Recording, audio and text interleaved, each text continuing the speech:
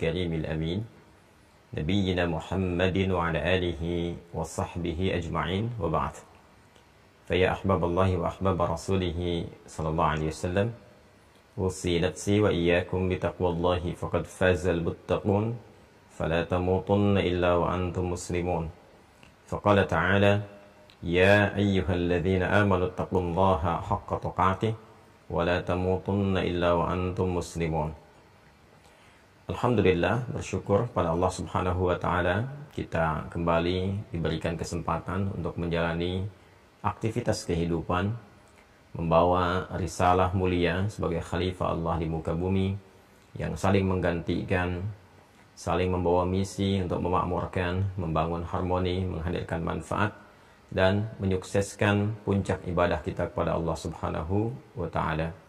Semoga sampai dengan detik ini seluruh ibadah kita diterima oleh Allah Subhanahu wa Ta'ala dan menjadi bekal terbaik untuk kembali kepadanya. Kita juga senantiasa bermohon kepada Allah, semoga saudara-saudari kita yang berkehidupan sampai detik ini namun belum beriman kepada Allah, diberikan kekuatan dalam jiwa mereka, kemantapan dalam lisan mereka untuk bersyahadat sebelum wafat kembali kepada Allah Subhanahu wa Ta'ala. Pun demikian, kita juga bermohon semoga para pelaku maksiat, dan mungkin saja kita termasuk di antaranya, diberikan kelembutan hati, kekuatan jiwa untuk mau bertobat dan menata hidup lebih baik, hayatan thayyibah, dan semoga kita semua diwafatkan dalam keadaan husnul khatimah. Alhamdulillah, di pertemuan kali ini seperti kami sampaikan di pertemuan yang lalu, kita akan mencoba berdialog, menghadirkan pemantapan dan pengayaan-pengayaan dari beragam materi yang telah kita bahas. Dan alhamdulillah di saat ini sudah masuk di tanggal kedua ya, pada penanggalan Masehi di bulan Januari 2022 Masehi. Tim akan melakukan rekap dari database yang sudah masuk, sehingga nanti dalam sepekan ke depan di zonasi untuk pembelajaran insya Allah sudah mulai berlaku. Pun demikian yang terhubung dalam YouTube, Anda tentunya juga masih tetap akan bisa terhubung lewat siaran-siaran di Mira jika sekedar juga ingin mendapatkan istifadah, mengambil manfaat dari apa yang kiranya bisa menghadirkan manfaat-manfaat dari kurikulum pembelajaran yang ditampilkan. Di kesempatan kali ini, seperti disampaikan di pertemuan yang lalu, kita akan menghadirkan pengayaan-pengayaan. Karena itu, saya akan coba berinteraksi dengan teman-teman yang telah mengaktifkan akun ya, dan masuk ke Zoom. Dan kalau sudah masuk, teman-teman sekalian bisa langsung terhubung. Dan seperti saya sampaikan, kita betul-betul ingin belajar dengan baik, maksimal, mencoba untuk ikhlas. Karena itu pun dari proses pembelajaran dari awal sampai sekarang kita sudah kurang lebih 50 sesi ya. Mungkin ada 50 video. Saya tidak pernah minta apapun pada teman-teman semua, kecuali untuk fokus saja dan ikhlas dalam belajar. Kita tidak ada iuran-iuran, bahkan Zoom dan sebagainya pun kami tanggung, kami maksimalkan, supaya kita bisa konsisten dan fokus hanya untuk belajar saja. Jadi maksud yang ingin saya sampaikan adalah, aktifkan, ya, jangan khawatir Anda kalau sudah aktif, supaya kita juga bisa maksimal mendoakan, mengamati, dan seterusnya, sehingga apa yang terjadi di antara interaksi pembelajaran bisa maksimal satu dengan yang lainnya. Dan pastikan bila sudah masuk ke akun dan sudah mendaftar di Mira, Anda akan masuk ke Uwah Corner yang mendapatkan ada beberapa buku ya dari paket pembelajaran. Itu mohon betul-betul dipegang dengan baik, karena di waktu-waktu tertentu itu akan dibutuhkan. Ya, kurang lebih nanti sekitar 3 bulan ke depan kita memasuki Ramadan. Anda sudah ada buku kan yang tentang Ramadan itu nanti akan dikaji sebelum masuk waktunya. Jadi kurikulum pembelajaran kita setelah selesai nanti Kitabul Iman masuk ke fikih, tapi kalau kita menemukan momentum tertentu, itu yang akan kita kaji lebih dahulu. Masuk Idul Adha nanti ada bukunya. Masuk bab siam nanti ada bukunya, itu kan. Nah, kemudian Quran yang At-Taisir itu teman-teman sekalian, insya Allah dengan izin Allah akan bermanfaat untuk menguatkan hafalan, ya. Kemudian peta Al-Quran, tolong dimaksimalkan. Jadi teknisnya bisa ke STUAH, Dan di kita juga nanti ada pemantapan-pemantapan untuk mengeceknya. Saya pun nanti akan melakukan kajian-kajian khusus dan rutin di STWH untuk mengoptimalkan pembelajaran Al-Quran. Baik, kita langsung saja di kesempatan subuh kali ini. Saya ingin mencoba terhubung dengan Zoom terlebih dahulu. Dan menyapa teman-teman semua tentunya. Saya lihat sudah ada juga yang terhubung di luar negeri. Beberapa kami pantau sudah mendaftar di sekitaran kita, tetangga kita. Semoga Allah merahmati kita semuanya. Ada dari Malaysia, Brunei Darussalam, agak menjauh, ini ada yang dari Jepang juga, ya. Kemudian dari Timur Tengah juga terhubung, Arab Saudi, Uni Emirat Arab, ya. Dan ada juga dari Eropa, dari Amerika kami perhatikan. Dan Masya Allah, mudah-mudahan ini bernuansa global menyeluruh, ya. Kita terhubung dengan silaturahim. Dan semoga dengan itu dipertemukan kembali di akhirat dalam keadaan yang lebih baik. Baik, sudah siap di admin? Bisa dibuka. Baik, bismillahirrahmanirrahim. Bagi yang khusus sudah terhubung di Zoom dan dari yang YouTube juga bisa menghadirkan ya ketersambungan kita. Hanya saya tidak memegang perangkat, jadi tidak bisa langsung berinteraksi dengan Anda, tapi kita bisa saling menyimak satu dengan yang lainnya. Sekiranya nanti ada yang ingin didialogkan, kita nanti akan berikan ruang khususnya, ya. Boleh jadi kalau ada kesempatannya saat ini atau di sesi yang lainnya, insya Allah. Baik, sudah terhubung ya dengan Zoom. Baik, saya ingin menyapa Bapak Ibu sekalian. Bismillah, Assalamualaikum warahmatullahi wabarakatuh. Baik, ini yang di Mahasanti Mira ya. Baik, hari ini, subuh ini kita akan menghadirkan pengayaan dari materi yang telah kita pelajari. Ada dua interaksi. Yang pertama, saya memberi kesempatan kepada Bapak Ibu sekalian di Mahasanti Mira untuk bisa mengonfirmasikan apa yang telah dipelajari, baik mungkin mengonfirmasi tentang materi dengan menanyakan, melengkapi. Nanti di sesi yang lainnya, bagian kedua, kita bisa berdiskusi apa yang sekiranya ingin dikonsultasikan bisa disampaikan. Ini masih umum ya, sebelum kita berlakukan zonasi nanti berdasarkan wilayah-wilayah 34 provinsi di Indonesia, serta ada beberapa di negara-negara juga di luar Indonesia yang telah mendaftar. Dan ini terbuka ya, bukan hanya nanti bagi warga negara Indonesia di step selanjutnya, bahkan kita sudah terima dari warga negara juga asing yang muslim yang dipersaudarakan dengan keislaman. Ya, nanti kita ada sesi juga yang bahasa Inggrisnya insya Allah ada, yang bahasa Arabnya juga ada, gitu kan. Dan saya juga belajar bahasa-bahasa tertentu supaya nanti juga bisa kita hubungkan silaturahimnya setelah kemudian itu semua terhubung, insya Allah.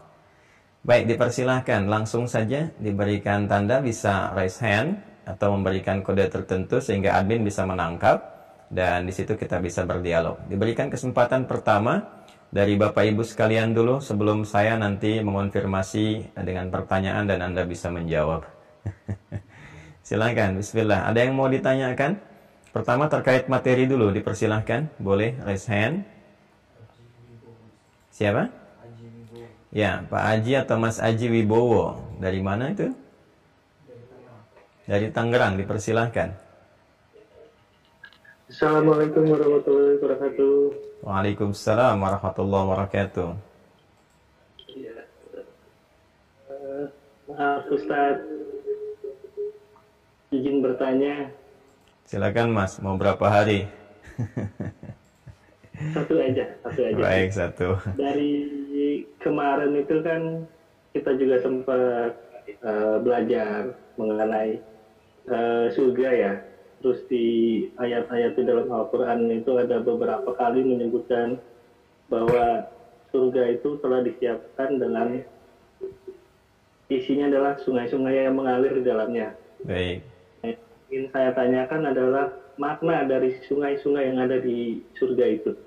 Iya. Itu aja, satu dulu. Baik. Terima kasih. Baik, Allah yubarik fikum. Pertama, semoga Allah merahmati dan meridhai Anda dan keluarga, dan tentunya kita semua, baik yang terhubung saat ini ataupun juga yang dekat jauh dengan kita semua. Dan semoga dengan rahmat Allah dan ridhonya itu kita diberi kesempatan untuk mendapatkan puncak tertinggi dari rahmat dan ridho itu, menikmati surga yang dijanjikan. Dan kita bisa menyaksikan hakul yakin. Jadi sekarang kan ilmu yakin disampaikan oleh Al-Quran dan hadis-hadis Nabi Muhammad SAW. Nanti saat kita mulai akan menghadapi sakaratul maut, kemudian masuk ke alam kubur, ditampakkan juga. Bahkan di sakaratul maut nanti hasil amalan kita dari kita beribadah. Jadi kita itu beribadah, ya, kita disebut dengan abdun. Jamaknya disebut dengan ibad namanya, ya. Kemudian pekerjaan kitanya disebut dengan ibadah, sifat keadaannya dari abada ya'budu. Prosesnya disebut dengan na'budu. Karena itu dalam salat kita mengikrarkan iyyaka na'budu. Hanya kepada Engkau lah ya Allah kami beribadah, ya kan? Jadi kita mencoba untuk menghadirkan suasana keberjamaahan, ya, suasana kebersamaan, ajak keluarga, kemudian juga bersama-sama bersinergi. Karena itu di situ menggunakan dhamirnya nahnu, iyyaka na'budu, kata gantinya kepada kami, gitu kan? Kami seakan-akan memberikan kesan bahwa kalau ibadah itu yang optimal itu bisa berjamaah, jangan sendirian solehnya, surga bersama-sama. Karena itu ketika nanti mendapatkan bagian dari surganya, ada bagian keluarga yang seringkali konsisten untuk ibadah itu disatukan kembali. Itu di Quran surah ke-52 At-Tur ayat 21. Walladzina amanu wattaba'athum dzurriyyatuhum biimanin alhaqna bihim dzurriyyatahum.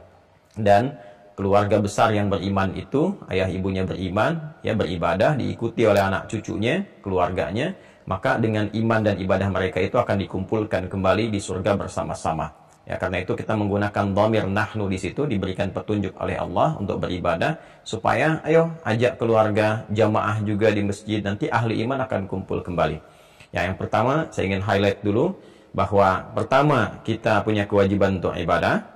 Kemudian kita ikrarkan iyyaka na'budu. Nanti dalil kewajibannya ada di Quran surah ke-51 ayat 56. Wa ma khalaqtul jinna wal insa illa liya'budun. Tidaklah aku ciptakan jin dan manusia kecuali untuk menjadikan seluruh aktivitasnya sebagai ibadah kepada Allah Subhanahu wa taala. Nah, kita yang mengoptimalkan ibadah itu namanya disebut dengan abdun namanya. Jelas ya? Abdun. Jamaknya disebut dengan ibad. Jelas ya? Abdun bentuk tunggalnya. Semua yang beraktivitas di bumi punya kewajiban untuk ibadah. Bahkan mencakup nabi dan rasul pun. Karena itu nabi pun sholat.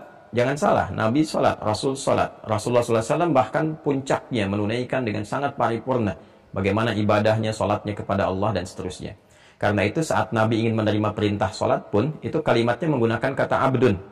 Karena itu puncak penghambaan kepada Allah. Quran surah ke-17 ayat pertama dalam peristiwa Isra Mi'raj itu. Subhanalladzi asra bi'abdihi. Ya, lailam minal masjidil haram ilal masjidil aqsa alladzi barakna haulahu linuriyahu min ayatina innahu huwas sami'ul basir. Nah, jamak dari kata abdun itu ibad. Saya ulang ya. Jamak dari kata abdun itu apa? Ibad. Nah, kita ini saat akan meninggal dunia dalam sakaratul maut, kalau kita rajin ibadahnya, optimal ibadahnya, bagus ibadahnya, itu panggilan Allah itu memanggil kita dengan puncak tertinggi dari nama panggilan itu. Itu seorang hamba yang mengakumulasikan ibadah kita. Jadi Anda nggak akan dipanggil ya Aji misalnya kan, atau ya Adi, ya Fulan, ya Fulanah, tidak. Ya, tapi yang akan dipanggil oleh Allah itu jiwanya saat dicabut, itu sifat hambanya disebutkan. Ya, karena hamba Allah itu banyak, bukan satu orang, dua orang saja, maka dijamakkan dari abdun jadi ibad. Ya kan? Nah, nanti setelah disebutkan ibad itu, hasil dari ibadahnya, ditampakkanlah dari hasil ibadah itu, nanti apresiasi dalam bentuk rahmat Allahnya berupa surganya. Akan ditampakkan kepada kita. Ini hasil ibadah kamu, ini amal soleh kamu, seperti yang dijanjikan. Kan Allah banyak menampilkan di Al-Quran itu, kalau Anda nanti rajin tahajud, kan? Nanti muaranya seperti di akhiratnya nih. Akhirnya akan begini. Ya, misalnya nanti ada yang tinggal di taman surga. Itu yang amalannya rajin tahajud, rajin istighfar, menjelang fajar. Seperti di Quran surah 51 ayat 15 tuh ya, sampai dengan 23 itu. Itu nanti para penghuni taman surga. Jadi di surganya itu dekat tamannya. Tuh golongan orang takwa yang punya sifat ihsan, yang rajin tahajud, rajin istighfar, rajin berbagi. Innal muttaqina fi jannati wa 'uyun akhidhina ma atahum rabbuhum innahum kanu qabla dhalika muhsinin kanu qalila minal laili ma yahja'un. Ini tahajudnya. Wa bil ashari hum yastaghfirun. Ini istighfarnya. Wa fi amwalihim haqqul lis-sa'ili wal mahrum. Ini berbaginya. Ya. Nah, ini nanti ditampakkan ada yang rajin berbagi bersamaan dengan sifat kemuliaan sosialnya tinggi. Jadi saling memaafkan, suka memaafkan, nahan amarah, kan? Suka memberi. Itu nanti ditampakkan juga gambaran surganya seluas langit dan bumi. Itu ada di Quran surah ketiga, ya, Ali Imran ayat 133 sampai 134. Wasari'u ila maghfiratin min rabbikum wa jannatin arduha as-samawati wal ardu u'iddat lil muttaqin. Siapa mereka? Alladzina yunfiquna fis sarra'i wad dharra'i wal kadhimina al ghaidha wal 'afina 'anil nas. Sampai Allahu yuhibbul muhsinin. Jadi ditampakkan tuh. Karena itu ketika nanti jiwanya dicabut, karena ditampakkan itu hasil dari usaha dia menunaikan misi di muka bumi, ya, dengan ibadah maksimal, itu gembira, senang. Ya, senang. Saking tenangnya nggak merasakan apapun. Kan Anda kalau membaca sejarah kisah Sayyidah Asiyah itu, ya, yang istrinya Fir'aun, la'natullah alaihi, gitu kan. Sayyidah Asiyah itu Masya Allah, kan ketika beliau kemudian, saya belum meneruskan ya materi genealogi Yahudi itu, ya, kan dulu sampai ke Musa baru lahir itu kan. Itu kalau kita teruskan nanti, kita akan menemukan betapa beliau setelah beriman, Sayyidah Asiyah itu, istrinya Fir'aun, itu ketika beriman ketahuan, kemudian beliau dihukum, disiksa, diikat dalam tiang, ketika akan dieksekusi, dia bermohon kepada Allah dan diabadikan dalam Al-Quran nanti, ya. Rabbibnili, dia kan, ya Allah mohon bangunkan aku, ya, berikan maksudnya kepada aku satu rumah di surga, wa najjini min fir'auna wa amalihi, dan selamatkan aku dari kekejaman Fir'aun ini. Jadi begitu akan di penghujung hayatnya ditampilkan oleh Allah Subhanahu wa taala apa yang dia mohonkan itu dari hasil imannya, hasil amal saleh beliau, ya. Ya Masya Allah, begitu ditampakkan senyum, ya, senyum gembira itu. Fir'aun sampai heran, ini orang mau disiksa malah senyum katanya kan. Ya, jadi begitu kemudian akan disiksa, ya, akan dianiaya, itu sudah meninggal, jadi nggak merasakan apapun.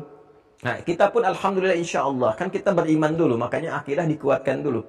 Ya, kan kita beriman setelah kita pelajari tentang kehidupan setelah kematian, malaikat apa yang akan mengonfirmasi. Kalau kita nggak yakin dengan itu semua, ngapain kita ibadah sekarang ini?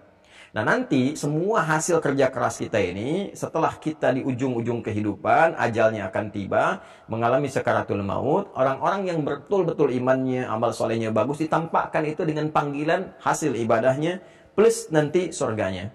Itu ada di Quran surah ke-89, Al-Fajr, ayat 27 sampai dengan ayat 30. Allah berfirman, Ya ayyatuhan nafsul mutmainnah. Ini menunjukkan ketenangan jiwanya.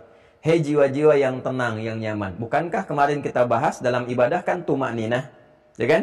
Ya, tumakninah itu kan dari itma'an, yatma'innu itmi'nanan, sifatnya tumakninah, ya kan? Kemudian sifatnya mengiringi jiwa itu karena sering tumakninah, maka menjadi identitas. Kalau sudah identitas pakai mim, dilekatkan kepada jiwa, nafas. Ya ayyatuhan nafsul mutmainnah. Hei jiwanya yang sering tumakninah, yang sering ibadah, gitu kan?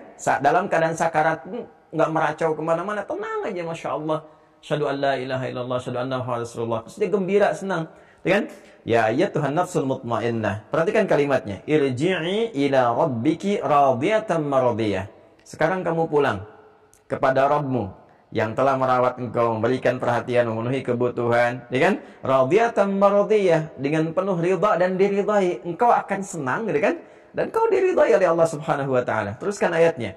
Fadkhuli fi ibadi. Ya kan? Disebutkan nama yang melekat pada konsepsi ibadahnya kan? Ibad kan? Nah, setelah itu apa? Wadkhuli jannati kan? Jadi kenapa dia merasakan bahagia, tenang, gembira? Karena ditampakkan itu surganya. Allah sudah sampaikan, wadkhuli jannati, ditampakkan langsung nih hasil pekerjaan kamu nih. Ya, Masya Allah, kamu akan ditampakkan begini, kenyamanan-kenyamanan. Makanya dia tenang hasil ibadahnya. Nah, untuk mendapatkan motivasi itu, ya kan? Seorang kan kalau ingin mendapatkan itu semua supaya semangat lagi, harus meningkat kan? Informasinya ditambah kan? Ya, Anda kalau sekarang saya tambahkan kepada Anda, misalnya disampaikan, nih Anda kalau nanti menghafal Quran, dapat ketenangan, kemuliaan, kenyamanan, rezeki bertambah, ya, bahkan nanti akan dapat begini, ya. Itu kalau Allah yang sampaikan masih dalam kategori ikhlas. Karena ikhlas itu artinya apa? Ikhlas itu mengerjakan sesuatu karena Allah. Ya, sekarang Allah perintahkan, kamu lakukan ini atas perintahku. Kamu dapatkan itu nanti kalau kamu selesai, berhasil, aku berikan ini apresiasinya. Begini. Terus kita kerjakan karena Allah. Ya, terserah Allah mau berikan apa kepada kita, yang penting Allah berikan sesuai dengan perintahnya kepada kita. Ya, tapi janjinya kan harus terbukti. Ya kan? Maka Allah gambarkan kemudian kepada kita gambaran-gambaran kenikmatan. Ya Allah, di surga itu ada apa sih gitu kan? Kan wadkhuli jannati, silakan masuk ke surgaku. Seperti apa gambarannya gitu kan? Kalau Anda diberikan satu ilustrasi gambaran-gambaran walaupun nggak seperti kita gambarkan. Jadi nggak bisa dengan imajinasi kita. Ya, firman Allah hak ketika menyampaikan, nih surga ada begini, begini, begini. Tapi nggak sama dengan yang kita lamunkan. Ya, itu gambaran-gambaran yang disampaikan lewat ayat-ayat dan sebagainya, itu nggak sama dengan yang kita lamunkan. Berbeda jauh. Ya, cuma menghadirkan satu citra kepada kita betapa nikmatnya di surga. Itu konsepsi pertamanya. Ya, jadi jangan ditampilkan bahwa itu akan sama dengan imajinasi sehingga menjadi fiksi dan sebagainya. Tidak, berbeda. Makanya Nabi langsung mencegah dari awal. Ma la ainun ra'at wa la udhunun sami'at wa la khatara 'ala qalbi bashar. Kata Nabi, suasana surga itu enggak seperti yang kita pernah lihat keindahan di bumi ini ataupun kita keluar angkasa, ya, ataupun wala udhunun sami'at, enggak seperti halnya yang kita lamunkan, kita dengar begini itu kita lamunkan. Wala khatara 'ala qalbi bashar, kita imajinasikan, tidak. Tapi digambarkan, nanti diberikan ilustrasi oleh Allah Subhanahu wa taala tentang keindahan yang sangat luar biasa. Sampai kita berupaya mengimajinasikan, tapi nggak bisa seperti itu. Lebih daripada itu, saking nikmatnya. Nah, apa gambarannya? Nah, gambaran pertama adalah Allah Subhanahu wa taala berikan citra kepada masyarakat-masyarakat di Arab pada saat itu. Ya, ketika Nabi sallallahu alaihi wasallam mulai bertugas, berdakwah dan sebagainya, kan udah ada di situ strata sosial tertentu kan di masyarakat. Ya, gambaran kenikmatan bagi masyarakat-masyarakat Arab pada masa itu dan juga kini dalam suasana mereka, secara geografisnya dan sebagainya, itu ketika mereka mendapatkan satu kebun-kebun, ya, kemudian ada sungai-sungainya, rindang pohon-pohonnya, buah-buahnya enak semua, gitu kan? Ada kurmanya tumbuh dengan banyak, kemudian anggurnya, ada delimanya, ada pisangnya, macam-macam dan sebagainya. Itu gambaran paling nikmat yang ada pada masyarakat pada saat itu. Kenapa? Karena mereka tinggalnya kan di padang pasir, Anda bayangkan. Ya kan? Sampai dengan sekarang, ya kan? Suasananya ya jangan dilihat sekarang lah yang banyak gedung-gedung dan sebagainya. Kita flashback kembali ke masa-masa lalu, lihat ya bagaimana kondisi yang sekarang disebut Arab Saudi pada umumnya atau Hijaz pada umumnya. Padang pasir, gersang, gitu kan? Status sosial itu pada masa itu yang dihormati ya kalau golongan hartawan tuh yang punya unta, ada unta merah, unta hitam, macam-macam yang emas-emas, tapi itu biasa, standar. Ya, yang paling luar biasa itu ketika punya apa? Ketika punya kebun-kebun. Kebun-kebunnya kemudian dihiasi dengan penuh keindahan, banyak macam-macam. Terus kalau ada sungainya, Anda dapat sungai, mohon maaf ya, di padang pasir bagaimana? Yang ada kan oase, sungainya nggak ngalir gitu kan. Jadi mereka dapat oase aja udah merasakan kenikmatan luar biasa, apalagi sungai yang ngalir. Karena itu kalau orang-orang Arab dari daerah pedesaan-pedesaan Arab Badawi, itu kalau ke Indonesia, ke Taman Safari, ada hujan apa, mereka senang malah keluar mereka. Masya Allah, jannah katanya kan. Ini surganya. Karena mereka nggak pernah lihat. Nggak pernah dapat kita suasana itu. Ya kan? Makanya yang mereka harapkan tuh ada kenikmatan indah seperti yang mereka dapati. Dan kisahnya kan viral. Yang bahkan kalau kita mau tarik jauh, Anda kalau ngaji Al-Kahf, baca surat Al-Kahf itu, kan kisah viral keduanya kisah tentang pemilik kebun. Berdialog dengan sahabatnya itu. Kan ada 4 kisah kan? Kisah pertama tentang kisah anak-anak muda, ya. Kalau sekarang anak-anak generasi milenial yang mempertahankan iman. Kemudian yang kedua kisah tentang 2 orang sahabat yang berdialog. Salah satunya orang paling kaya kan, yang punya banyak harta, banyak dan disebutkan pemilik kebun, punya 2 kebun. Jadi kebun itu jannah bahasa Arabnya, ya. Sesuatu yang bagi mereka itu wah, luar biasa, mewah dan seterusnya, ya. Kemudian mereka coba desain ada aliran airnya, bagi kita mungkin biasa. Maka itulah kemudian Allah mencitrakan di surga nanti lebih daripada apa yang kamu dapatkan ini. Ya, sungainya bukan sungai biasa. Nanti ada sungai yang susu, ya kan? Yang dari ini, dari madu, dari macam-macam, yang manis, yang segala rupa, yang rasa-rasanya macam-macam. Dan ditampilkan buah-buahannya begitu rindang. Kadang-kadang kelihatan warnanya sama semua, tapi rasanya bisa beda-beda. Ya, maka diturunkan nanti ada ayat yang menyampaikan tentang bagaimana ada pisang di situ, ada delima di situ, rumman, ya kan? Kemudian ada apa lagi? Ya, ada anggur-anggur, ada macam-macam segala hal disebutkan keindahannya itu. Itu citra yang ditampilkan untuk memberikan kesan bahwa, hey, ini kamu di dunia masih biasa, surga tuh lebih indah lagi nanti. Kayak yang seperti kamu gambarkan sekarang. Maka turunlah misalnya ayat pertama tentang surga di Al-Quran, surah kedua Al-Baqarah, ayat 25. Coba Anda lihat di situ. Quran surah kedua, ayat 25. Al-Baqarah ayat 25. Nah, wa basyiril ladzina amanu wa 'amilus shalihat. Dan berikan kabar gembira. Ini Masya Allah, ini ayat sangat mahal sekali. Ini rahasia terpenting ya, yang jadi pembicaraan kita di subuh ini. Di antara yang terpenting nih. Jadi Allah tuh ngasih kepada kita info di awal. Ngasih kabar gembira dengan kepada kita semua yang kitanya belum wafat. Jadi ayat ini diturunkan oleh Allah kepada Rasulullah untuk disampaikan kepada sahabat-sahabatnya, diteruskan kepada generasi umatnya. Kan ketika disampaikan belum meninggal. Ya kan? Maksudnya apa? Maksudnya kita masih punya kesempatan mewujudkan itu. Setelah wafat cuma penyesalan. Kenapa dulu nggak maksimal? Kenapa dulu nggak kita bisa mendapatkan surga tingkat yang lebih tinggi lagi? Ya kan? Mumpung masih hidup sekarang kita maksimalkan. Kata Allah, Muhammad SAW berikan kabar gembira. Untuk siapa? Alladzina amanu. Semua orang. Jadi semua kita ini punya peluang, punya hak untuk mendapatkan kabar gembira yang diberikan oleh Allah. Itu hak kita. Tinggal kewajiban kita adalah memenuhinya untuk mendapatkan hak itu. Karena hak bersanding dengan kewajiban. Wabasyiril ladzina amanu. Berikan kabar gembira. Yang pertama, kepada orang siapa? Orang-orang beriman. Ya, saya sudah jelaskan tentang iman ini. Sudah komplit 50 video gitu kan. Kenapa harus ada iman? Kenapa disebut iman? Turunannya apa? Singkatnya, iman kan generator kebaikan. Yang mewujudkan dan membimbing perbuatan jadi soleh gitu kan. Karena itu setelah iman, amal soleh kan. Perhatikan. Wabasyiril ladzina amanu wa 'amilus shalihat. Ya kan? Nah, karena itu kita mesti memanfaatkan waktu. Materi baru kemarin saya bahas itu di surat Al-Asr. Manfaatkan waktu sebaik-baiknya, tenun dengan baik, siapkan sehingga semua perbuatan itu bisa jadi amal soleh. Lewat apa? Iman. Kalau enggak rugi kita, ya kan? Itu yang saling kita wasiatkan, kita bersabar menjalaninya. Wal 'asr innal insana lafi khusr illa alladziina amanu wa 'amilus shalihat. Nah, karena itu ketika banyak ibadah, jadi abdul, jamaknya ibad, disiapkan surga kan? Saat kita mau meninggal dipanggil dengan itu kan? Nah, ini kabar gembiranya bahkan disebutkan wabasyiril ladzina amanu wa 'amilus shalihat.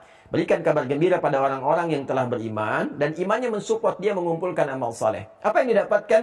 Annalahum jannatin tajri min tahtihal anhar. Itu kalimat yang Anda tanyakan ada di situ. Itu langsung dijawab oleh Allah tuh. Ya, bagi mereka disiapkan beragam surga. Bentuknya jamak di situ. Jadi ada jannah, ada jannat. Nah, ini coba sedikit saya detilkan ya. Saya coba tuliskan sedikit saja. Ini begini.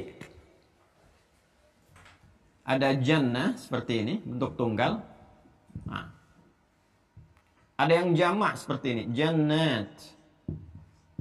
Ya. Jelas ya? Jannah bentuk tunggal begini, ada yang jannat. Kalau ini bentuknya tunggal, mufrad, singular. Nah. Kalau yang ini bentuknya jamak, plural. Kalau tunggal berarti satu kan? Ya kan? Kalau jamak berarti banyak, plural. Berarti beragam. Makanya tadi saya terjemahkan dengan beragam surga. Nah, kenapa bentuknya jamak di sini? Bentuk pemberiannya, surganya bersifat jamak keterangannya. Ya. Ini ingin memberikan kesan kepada ragam amal soleh ini yang dikerjakan sebagai bekal untuk mendapatkan ini. Karena itu di situ bentuk amal solehnya kan banyak, jamak. Wabasyiril ladzina amanu wa 'amilus shalihat. Tuh, amalnya jamak, amal solehnya beragam. Amal soleh. Bentuknya jamak juga. Oh, hati-hati, ini mahal sekali ini informasi tentang ini. Ya, perhatikan baik-baik. Kita telah mengetahui bahwa untuk mendapatkan rahmat Allah berupa surga di akhirat nanti itu bergantung kepada amal ini. Nah, sedangkan indahnya Allah dan adilnya membalas, mengapresiasi setiap amal ini, setiap ragam dan jenisnya dengan aneka surga yang beragam sesuai dengan amalnya. Ya. Karena itu Masya Allah disiapkan pintu-pintunya bahkan sesuai dengan nama amalnya, pintu-pintu amalnya.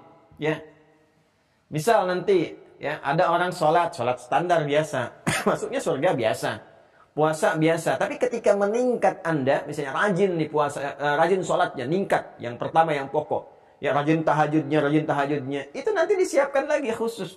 Ya, bahkan dengan pintunya, babut tahajud. Ya. Satu surga spesial khusus untuk orang-orang yang rajin tahajud.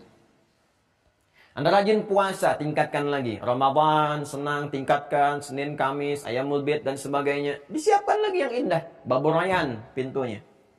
Ya, Ar-Rayyan, pintunya Bab Rayyan. Yang rajin sedekah, rajin memberi, rajin infak, nanti ada pintunya Babus Sedekah. Ya.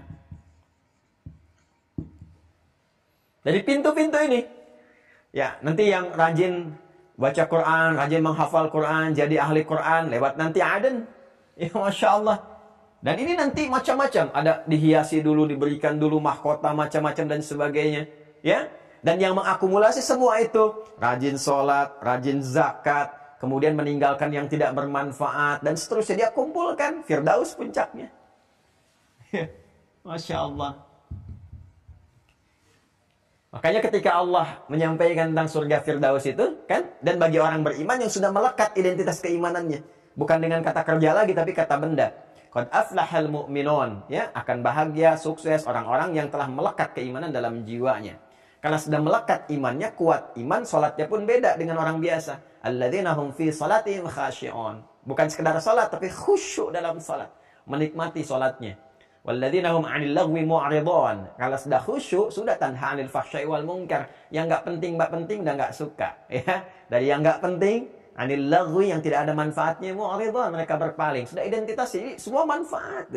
Di matanya memandang yang manfaat, lisan bertutur yang manfaat. Ini enggak mudah berlatih itu. Oke, di pelajaran kita kan kemarin kita latihan dari ujung kepala sampai ujung kaki.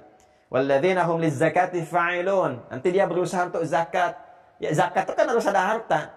Jadi orang ini unik nih, dia berkehidupan di bumi itu mencari harta pun untuk mewujudkan amal solehnya sebagai bekal pulang. Jadi dia kerja itu bukan untuk kaya, kaya itu cuma susulan aja, bonus aja, berkah aja, kan? Tujuan dia utamanya untuk apa? Untuk bisa zakat, bisa infak, mencukupkan kehidupan keluarga, menjaga kehormatan diri, kan? Kemudian menunaikan, menjaga waktu sholat dan sebagainya, sampai Allah kemudian sampaikan ulaika humul warithun alladzina yarithuna al-firdausa hum fiha khalidun. Ya. Nah, ini gambarannya tuh. Karena itu di sini kenapa disebutkan bentuknya jamak di ayat pertama yang menyampaikan tentang surga, Quran surah kedua ayat 25, ingin memberi kesan kepada kita, ayo kumpulkan amal soleh ini. Ya, nanti setiap apa yang kemudian kita konsistensikan saat di bumi, kita kerjakan sebagai misi ibadah, nah itulah yang akan jadi muara kehidupan kita di akhir. Bila benar iman dan amal soleh kita. Apakah ada orang yang bisa menghadirkan semuanya ini?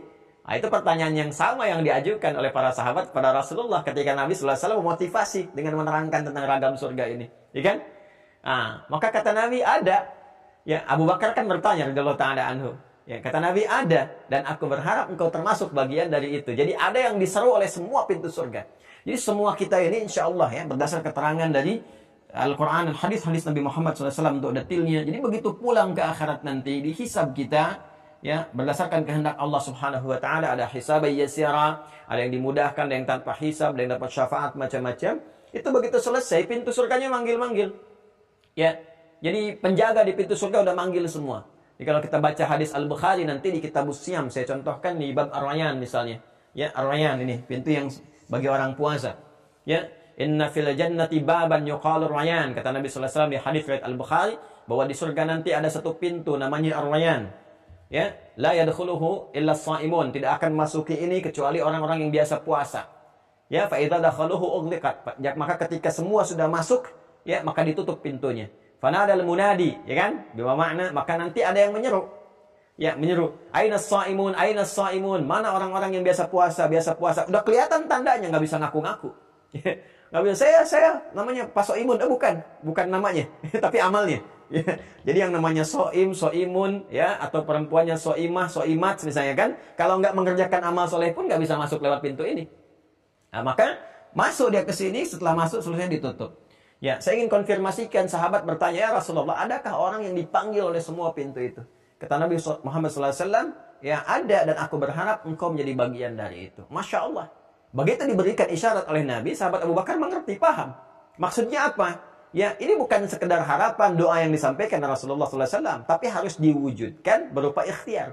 Akhirnya sejak saat itu, beliau membuat kurikulum hidup. Nah, ini yang ingin kita tiru. Apa kurikulum hidupnya? Beliau keluarkan beragam jenis surga. Dalam keterangan Al-Quran, hadis-hadis Nabi Muhammad SAW, amalnya apa aja. Ya. Kalau kita kan sekarang baru sanggup satu keluarkan kurikulum surga Firdaus, keluarkan kurikulum surga Aden dan seterusnya. Ini Abu Bakar As-Siddiq radhiyallahu taala anhu, sahabat mulia, paling dekat dengan Nabi, sehidup sewafat, ya, hidupnya dengan Nabi membersamai Rasulullah, wafatnya dikubur di samping Rasulullah. Mertua Nabi juga, mulia menemani Nabi saat hijrah, Masya Allah. Ya, apa yang terjadi? Masih berusaha memaksimalkan, ya, dirinya dan waktu yang Allah berikan kepadanya, maksimalkan ini. Maka setiap hari beliau keluarkan ini kurikulum untuk dimaksimalkan. Jadi apa saja misalnya, yang sholat ini sudah standar, maksimalin. Kemudian sedekah, ya kan? Apalagi misalnya terus ke bawah. Sampai satu kali Nabi ingin mengonfirmasi para sahabat, bagaimana mereka berlomba untuk mendapatkan ini. Ini yang cerminan dari ayat ke-148 surah Al-Baqarah itu. Ya, walikulli wijhatun huwa muwalliha fastabiqul khairat. Setiap orang punya orientasi sendiri dalam beramal untuk mendapatkan rahmat Allah berupa surga itu. Ya, tapi silahkan di situ berlomba untuk mendapatkan kebaikan. Mungkin di antara kita ada yang lewat Al-Quran, pengen lewat tahajud, pengen lewat misalnya, saya bisanya untuk harta nih, untuk tahajud rasanya agak masih berat. Maka silahkan berlomba lewat amalan harta dan seterusnya. Ya kan? Nah, ini fastabiqul khairat. Satu kali Nabi mengonfirmasi kepada para sahabat. Gimana nih sampai dengan hari ini? Ya kan? Semangat-semangat para sahabat. Itu selalu seperti itu. Maka ditanya oleh Rasulullah, siapa yang berjamaah hari ini? Semua angkat tangan. Semua angkat tangan. Ini viral kisah ini. Ya kan? Ya, siapa yang mulai sudah berbagi hari ini? Sebagian mulai turun. Karena nggak semua orang punya untuk dibagi. Ya, tapi juga boleh jadi ada yang bisa berbagi tapi belum bisa menunaikan. Maka sebagian mulai turun, sebagian angkat tangan. Ya kan? Siapa yang sudah menengok orang sakit? Tengok orang sakit. Sebagian turun lagi. Satu masih angkat tangan. Abu Bakar masih angkat tangan. Sebagian masih angkat tangan. Tuh, 1, 2, 3, beliau masih angkat tangan. Ya, siapa yang sudah menyolatkan jenazah? Yang lain turun tuh. Yang sakit masih bisa ditengok. Jenazah kan belum tentu. Abu Bakar masih angkat tangan. Siapa yang sudah mengantarkan jenazah? Masya Allah, yang lain turun. Abu Bakar masih angkat tangan. Jadi semua apa yang disebutkan Nabi, ternyata beliau angkat tangan semua. Jadi setiap hari itu orientasi kehidupannya jelas. Ya, bagaimana caranya mewujudkan ini semua? Jadi beliau keluarkan jadi kurikulum. Apakah mengurangi kegiatan dunianya? Tidak. Silahkan cek. Beliau masih berniaga juga. Termasuk kaya juga. Jangan salah loh. Itu kan pedagang yang sangat ulung beliau itu. Pebisnis yang ulung. Ya, hartanya juga Masya Allah. Ya, hartanya cukup. Kemudian jadi khalifah setelah Nabi SAW meninggal dunia. Ya, Nabi wafat. Beliau diangkat kemudian jadi khalifah. Berdasarkan kesepakatan dari para sahabat. Ya kan? Naik. Jadi pejabat tertinggi di dunia juga. Hartanya cukup juga. Tapi masih sempat ini semua dikerjakan. Artinya berislam itu tidak akan menghilangkan status kemuliaan dunia yang dijabat atau diamanai oleh seseorang. Jadi berislam tidak akan mengurangi jabatan, ya kan? Atau bahkan mengurangi harta benda. Ya, justru memberikan keberkahan dan manfaat di dalamnya. Justru menambah lagi kemuliaannya, memberikan penambahan kualitas. Jadi jangan jadi alasan karena saya misalnya pejabat, saya nggak bisa tahajud. Tidak, banyak orang punya jabatan dulu dan lebih tinggi dibandingkan Anda. Setelah 15 abad masih dikenang. Anda besok lusa turun belum tentu dikenang gitu kan. Ya, itu mereka masih sempat kok tahajud. Ya, masih sempat untuk bisa menghafal Quran, menghatamkan Quran, membaca Quran dan sebagainya. Terus, jadi ini kita bisa maksimalkan. Nah, ketika ini kemudian digambarkan, diberikan, ya, satu keterangan-keterangan yang jelas, yang nyata sifatnya, hak sifatnya, maka Allah memberikan gambaran apa yang kamu raih di dunia ini. Jauh, gak ada bandingannya dengan apa yang kamu akan dapatkan di akhirat. Ya, makanya ketika orang-orang Arab pada saat itu melukiskan keindahan-keindahan itu, mereka itu merasakan pokoknya kalau indah, itu ya ada sungai-sungainya. Maka Allah gambarkan, annalahum jannatin tajri min tahtihal anhar. Ya, Masya Allah. Itu kalau kalian punya sungainya cuman begini, ini kebunnya. Ini di bawah kebunnya ada sungainya langsung. Nabi gambarkan kalau kalian cuma lihat-lihat air oase atau kalian punya sungai, melihatnya sungai mengalir cuman di samping, ya ada nggak yang kebunnya itu langsung di bawahnya langsung air tuh, ya kan? Tapi kebun, ya. Ini kan biasanya kebun di samping sungainya, ya kan? Dan seterusnya. Pinggir-pinggir dan sebagainya. Ini Masya Allah gitu. Jannatin tajri min tahtihal anhar. Bahkan kata Allah, gak bisa kamu bayangkan, gak sama dengan kamu yang kamu lukiskan sekarang. Kalau kamu anggap yang paling kaya, yang paling nikmat tuh punya kebun di surga tuh, ya lengkap semua. Kebun-kebun yang kamu gambarkan, ya itu jauh ukurannya, jauh gambarannya. Laisa kamitsli syai'. Gak ada yang sama. Apapun itu dengan yang Allah tetapkan. Ya, nanti saat kembali ke akhirat lebih tinggi daripada itu, sungai-sungainya mengalir langsung di bawahnya. Diberikan kata Nabi gambaran dari sungai yang ada dari susu, ada yang dari madu, dari macam-macam, ya. Dan wasadaqa Rasulullah SAW, dan Nabi lebih menyampaikan, lebih mengetahui dengan apa yang beliau sampaikan dari bimbingan Allah Subhanahu wa Ta'ala. Jadi dari sini kita ingin berikan satu ilustrasi bahwa sebetulnya ketika digambarkan tentang sungai-sungai yang mengalir dan seterusnya, itu bisa dipahami yang pertama dengan hakikat, ya, yang nyata seperti itu, tapi nanti wujud asli dan seterusnya itu tidak seperti yang kita gambarkan, lebih indah, lebih baik dari apa yang kita imajinasikan atau kita citrakan. Jelas ya? Baik. Jadi kalau kita membayangkan itu imajinatif, fiktif sifatnya. Ya, dari kitanya itu. Ya, tapi ayatnya nyata, nggak sama dengan apa yang kita gambarkan di situ. Ya, jadi jangan sampai kita katakan misalnya ini isi Quran fiksi, tidak. Karena ada citra gambaran, yang fiksi itu imajinasi Anda, ayatnya hak, nyata. Dan nyata itu nanti ketika kembali. Makanya nanti di tafsir itu berdasarkan keterangan Al-Quran, nanti urutannya gini, ada ilmal yakin. Ya, ilmal yakin itu informasi yang nyata. Ada ainal yakin, dengan yang kita lihat wujudnya nyata. Ada hakul yakin yang kita alami saat masuk situ. Ya, ilmal yakin sekarang kita dengar nih. Tapi nggak sama dengan yang kita gambarkan, bayangkan. Kenapa? Karena belum ke situ, belum lihat. Nanti begitu akan wafat ditampakkan ainal yakin. Ngelihat kita, yakin di situ. Ya, bertambah. Dan terakhir apa yang terjadi? Ketika masuk ke dalamnya, hakul yakin karena mengalami itu semua. Jelas ya? Ya, jannatin tajri min tahtihal anhar. Itu citra yang pertama. Yang kedua, yang penting dipahami adalah, itu juga memberikan saat yang bersamaan makna kiasan, majazi. Akan bentuk semua kemewahan yang dirasakan oleh umat manusia, bahwa di surga lebih daripada itu. Kalau zaman dulu citranya adalah, atau sampai sekarang di Arab misalnya, gambarannya, itu punya sungai-sungai, punya kebun, itu yang paling mewah. Dengan unta-untanya, dengan buah-buahan yang beragam, kan? Wa inaba wa qadba, ada tumbuhan yang merambat, ada anggur-anggur, wa zaituna wa nakhla, ada zaitun, ada kurma-kurma, ada rumman, ada delima dan sebagainya. Itu gambaran keindahan, kemewahan dan sebagainya. Ya, dibalas nanti dijawab oleh Allah, baik di surat Ar-Rahman, surah Al-Waqiah, surat yang lainnya, itu lebih indah di surga, lebih daripada ini. Jadi gambaran kemewahan di masa lalu. Citra keindahan. Sekarang mungkin citranya berbeda. Kebun sudah biasa bagi orang Indonesia. Kebun, Masya Allah. Ada yang punya berhektar-hektar dan sebagainya. Mungkin bagi dia nanti gambarannya yang paling mewah itu private jet. Mobilnya khusus, ininya khusus. Di surga silahkan tuh jelajahi seluas langit dan bumi. Mau pakai apa? Silahkan mau pakai apa tuh? Anda mau minta, ya Allah penasaran pengen naik buruk. Sekarang cuma ada pesawat mereknya buruk. Anda mau minta apa, tinggal minta, kun jadi. Karena itu apa ayat selanjutnya? Kullama ruziqu minha min thamaratin rizqa qalu hadzal ladzi ruziqna min qablu wa utubihi mutasyabiha. Masya Allah. Kalau Anda punya kebun, biasanya kan kalau apel ya tumbuh apel kan? Ya kan? Ya, dari mulai misalnya yang hijau sampai yang merah dan sebagainya, warnanya kan satu tuh. Ya kan? Setiap warna menunjukkan rasa kan? Nanti di surga saking indahnya, ada yang warnanya mirip semua, hijau-hijau semua. Ya, hijau royo-royo gitu, hijau-hijau semua. Tapi tahukah Anda, itu rasanya beda-beda. Masya Allah. Satu warna, rasa beda semua. Itu baru buah-buahan. Belum yang lain-lainnya.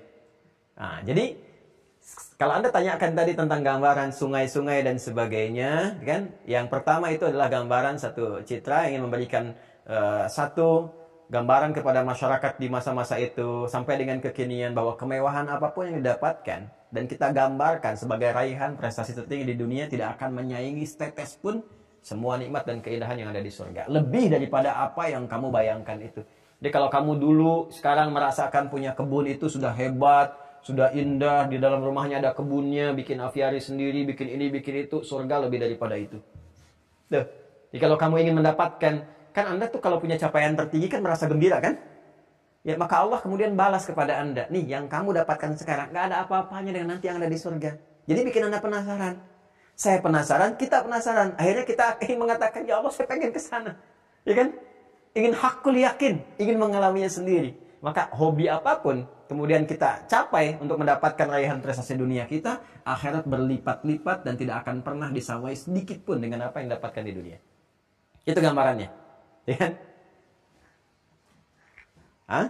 Dan nanti Masya Allah, ya segalanya lah. Masuk pasangan-pasangan, walahum fiha azwajun mutahharatun, hum fiha khalidun. Dan yang pembedanya apa? Pembedanya ujung ayatnya. Lihat Al-Baqarah ayat 25 itu ujung ayatnya. Hum fiha khalidun, kekal. Dunia nggak abadi, dunia fana sifatnya. Ya kan? Anda tinggalkan, bahkan kalau nggak dirawat rusak, rumah mewah-mewah, bangun silakan. Di tempat-tempat elit yang ada misalnya, ataupun di Indonesia saat ini, silakan bangun. Anda tinggalkan sedikit aja, sebulan, 2 bulan, rusak, hancur. Ya kan? Dan Anda meninggalkannya. Jadi saya kadang-kadang bingung ya, kenapa manusia itu harus kadang ada yang bermusuhan, saling menyingkirkan, untuk sesuatu yang nggak abadi. Toh ketika dia mendapatkan itu pun, dia nggak akan menikmati selamanya. Sekali sifat dunia itu sementara, dana, rendah, fana. Sifatnya, cepat. Ya, coba lihat tuh. Misalnya sekarang apa? Kedudukan, jabatan. Anda punya kedudukan, nggak abadi, digantikan juga kan? Ya, Anda yang mau bertahan lama pun meninggal juga, selesai, ganti lagi sama orang lain. Nggak banyak kisahnya di masa lalu. Jadi saya juga heran, kenapa untuk sekedar jabatan, kedudukan yang sementara, harus saling menyingkirkan, menyungkurkan, ya, saling mencela, saling macam-macam. Harta juga begitu, bisnis, ya, kenapa sih harus saling menjahili satu dengan yang lainnya? Kenapa kita nggak konsisten bangun harmoni, sama-sama mewujudkan kebahagiaan bersama? Itu kita yang punya tuh konsepnya semua. Bimbingannya langsung dari Allah. Sehingga berkah.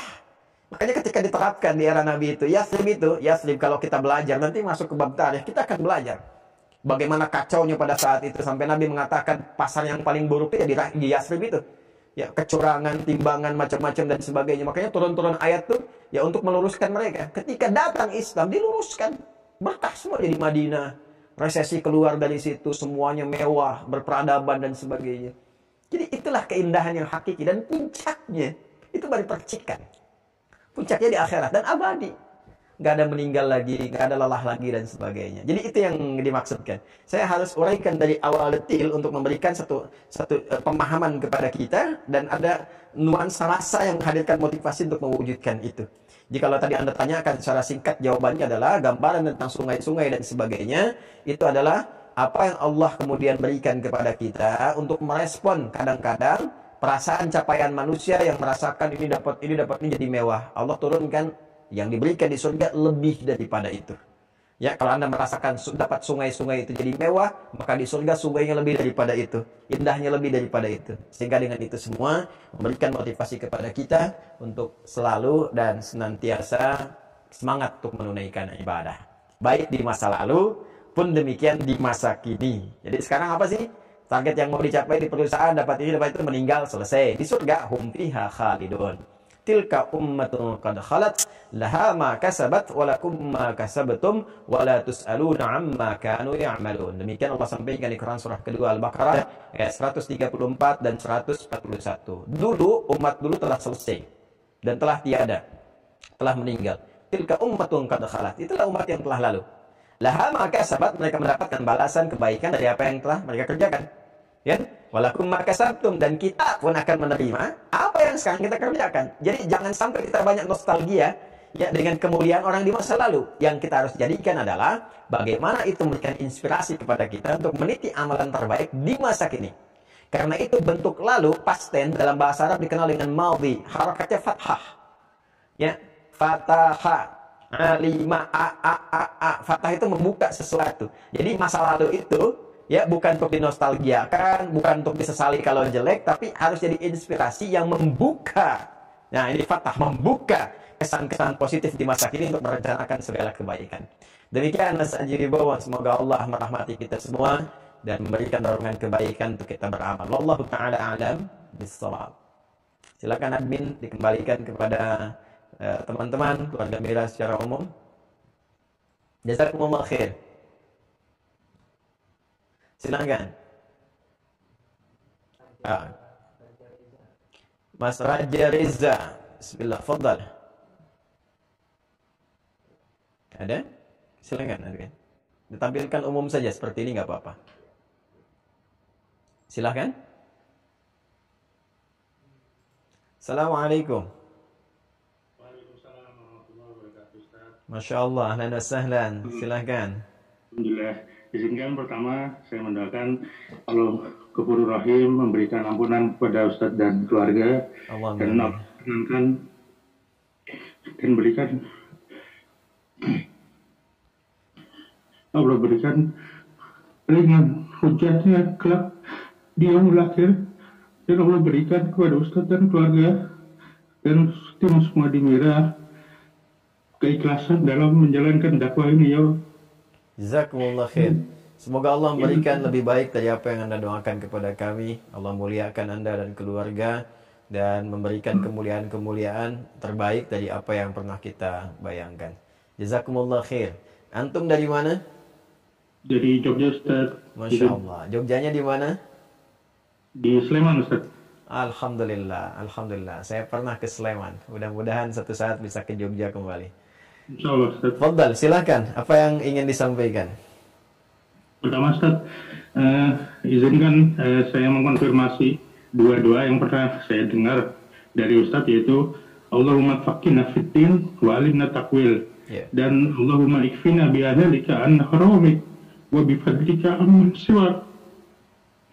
Yang kedua, Ustaz, berkaitan dengan rukun iman yang ketiga, simpul iman yang ketiga, yaitu tentang kitabullah.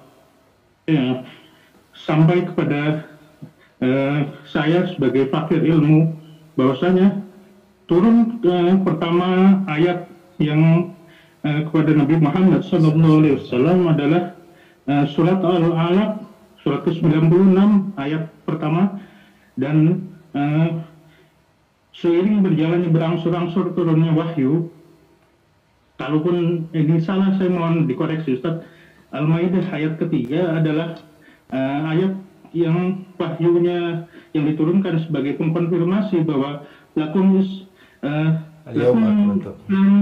dina, jadi sudah genap bahwa agama ini untuk Nabi Muhammad, dan seraya beberapa sahabat tergetar hatinya bahwa ini adalah feeling bahwa berakhirnya wahyu, dan itu mengkonfirmasi bahwa usia baginda Rasulullah SAW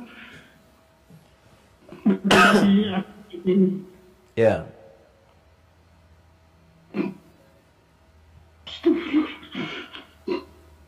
Baik, Allahumma yaftah alaik. Semoga Allah memberikan kemuliaan, tentraman, dan buka jenis kebaikan. Baik, ada lagi yang mau ditanyakan ya? Satu yang saya tanyakan, Ustaz, berkaitan dengan urutan penempatan Al-Quran. Kita tahu bahwa Ummul Quran adalah Al-Fatihah di nomor pertama, sedangkan bila mana saya sebagai fakir ilmu menangkap wahyu pertama adalah surah Al-Alaq dan kemudian diakhirkan dengan Al-Maidah. Bagaimana cara peletakan atau urutan surat di dalam Al-Quran ini secara sejarahnya, atau bagaimana sekarang kita ketahui bahwa ada di 114 adalah surat An-Nas, surat pertamanya adalah Al-Fatihah. Itu Ustaz yang ingin saya sampaikan. Jazakallah khair.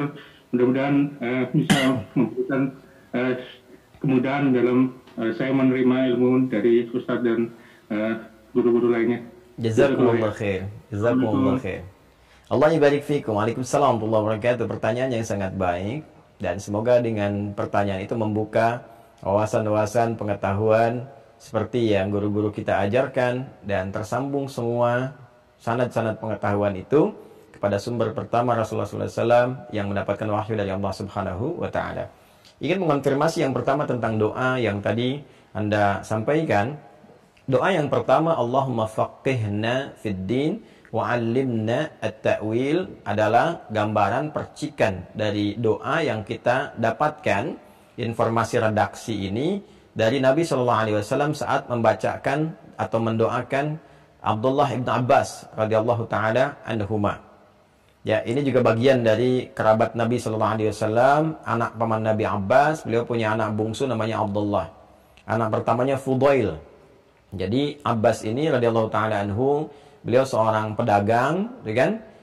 Sering juga keluar dan sebagainya, tapi setelah masuk Islam, Masya Allah, rajin juga ikut pengajian Nabi di sela-sela waktu senggangnya. Di ketika libur, aktivitas, ngaji dengan Nabi, dan keberkahannya didapatkan luar biasa. Bahkan riba yang pertama dibebaskan adalah ribanya Abbas. Jadi oleh Nabi diperhatikan betul cara dagangnya, bisnisnya supaya berkah. Mendapatkan manfaat, akhirnya di situ beliau kemudian menata keluarga dan sebagainya, supaya semua berkah juga. Maka anak pertamanya dikhidmatkan ya oleh beliau untuk berkhidmat kepada Rasulullah, Fudail itu. Maka Fudail itu banyak membantu Rasulullah SAW, termasuk nanti dalam kisah akan wafatnya itu Fudail bersama Ali bin Abi Thalib radhiyallahu taala anhuma, itu yang mengangkat Rasulullah SAW. Ya, tadinya beliau SAW itu ada di tempat Sayyidah Maimunah, kalau tidak keliru, saat di Madinah itu, di salah satu istri beliau.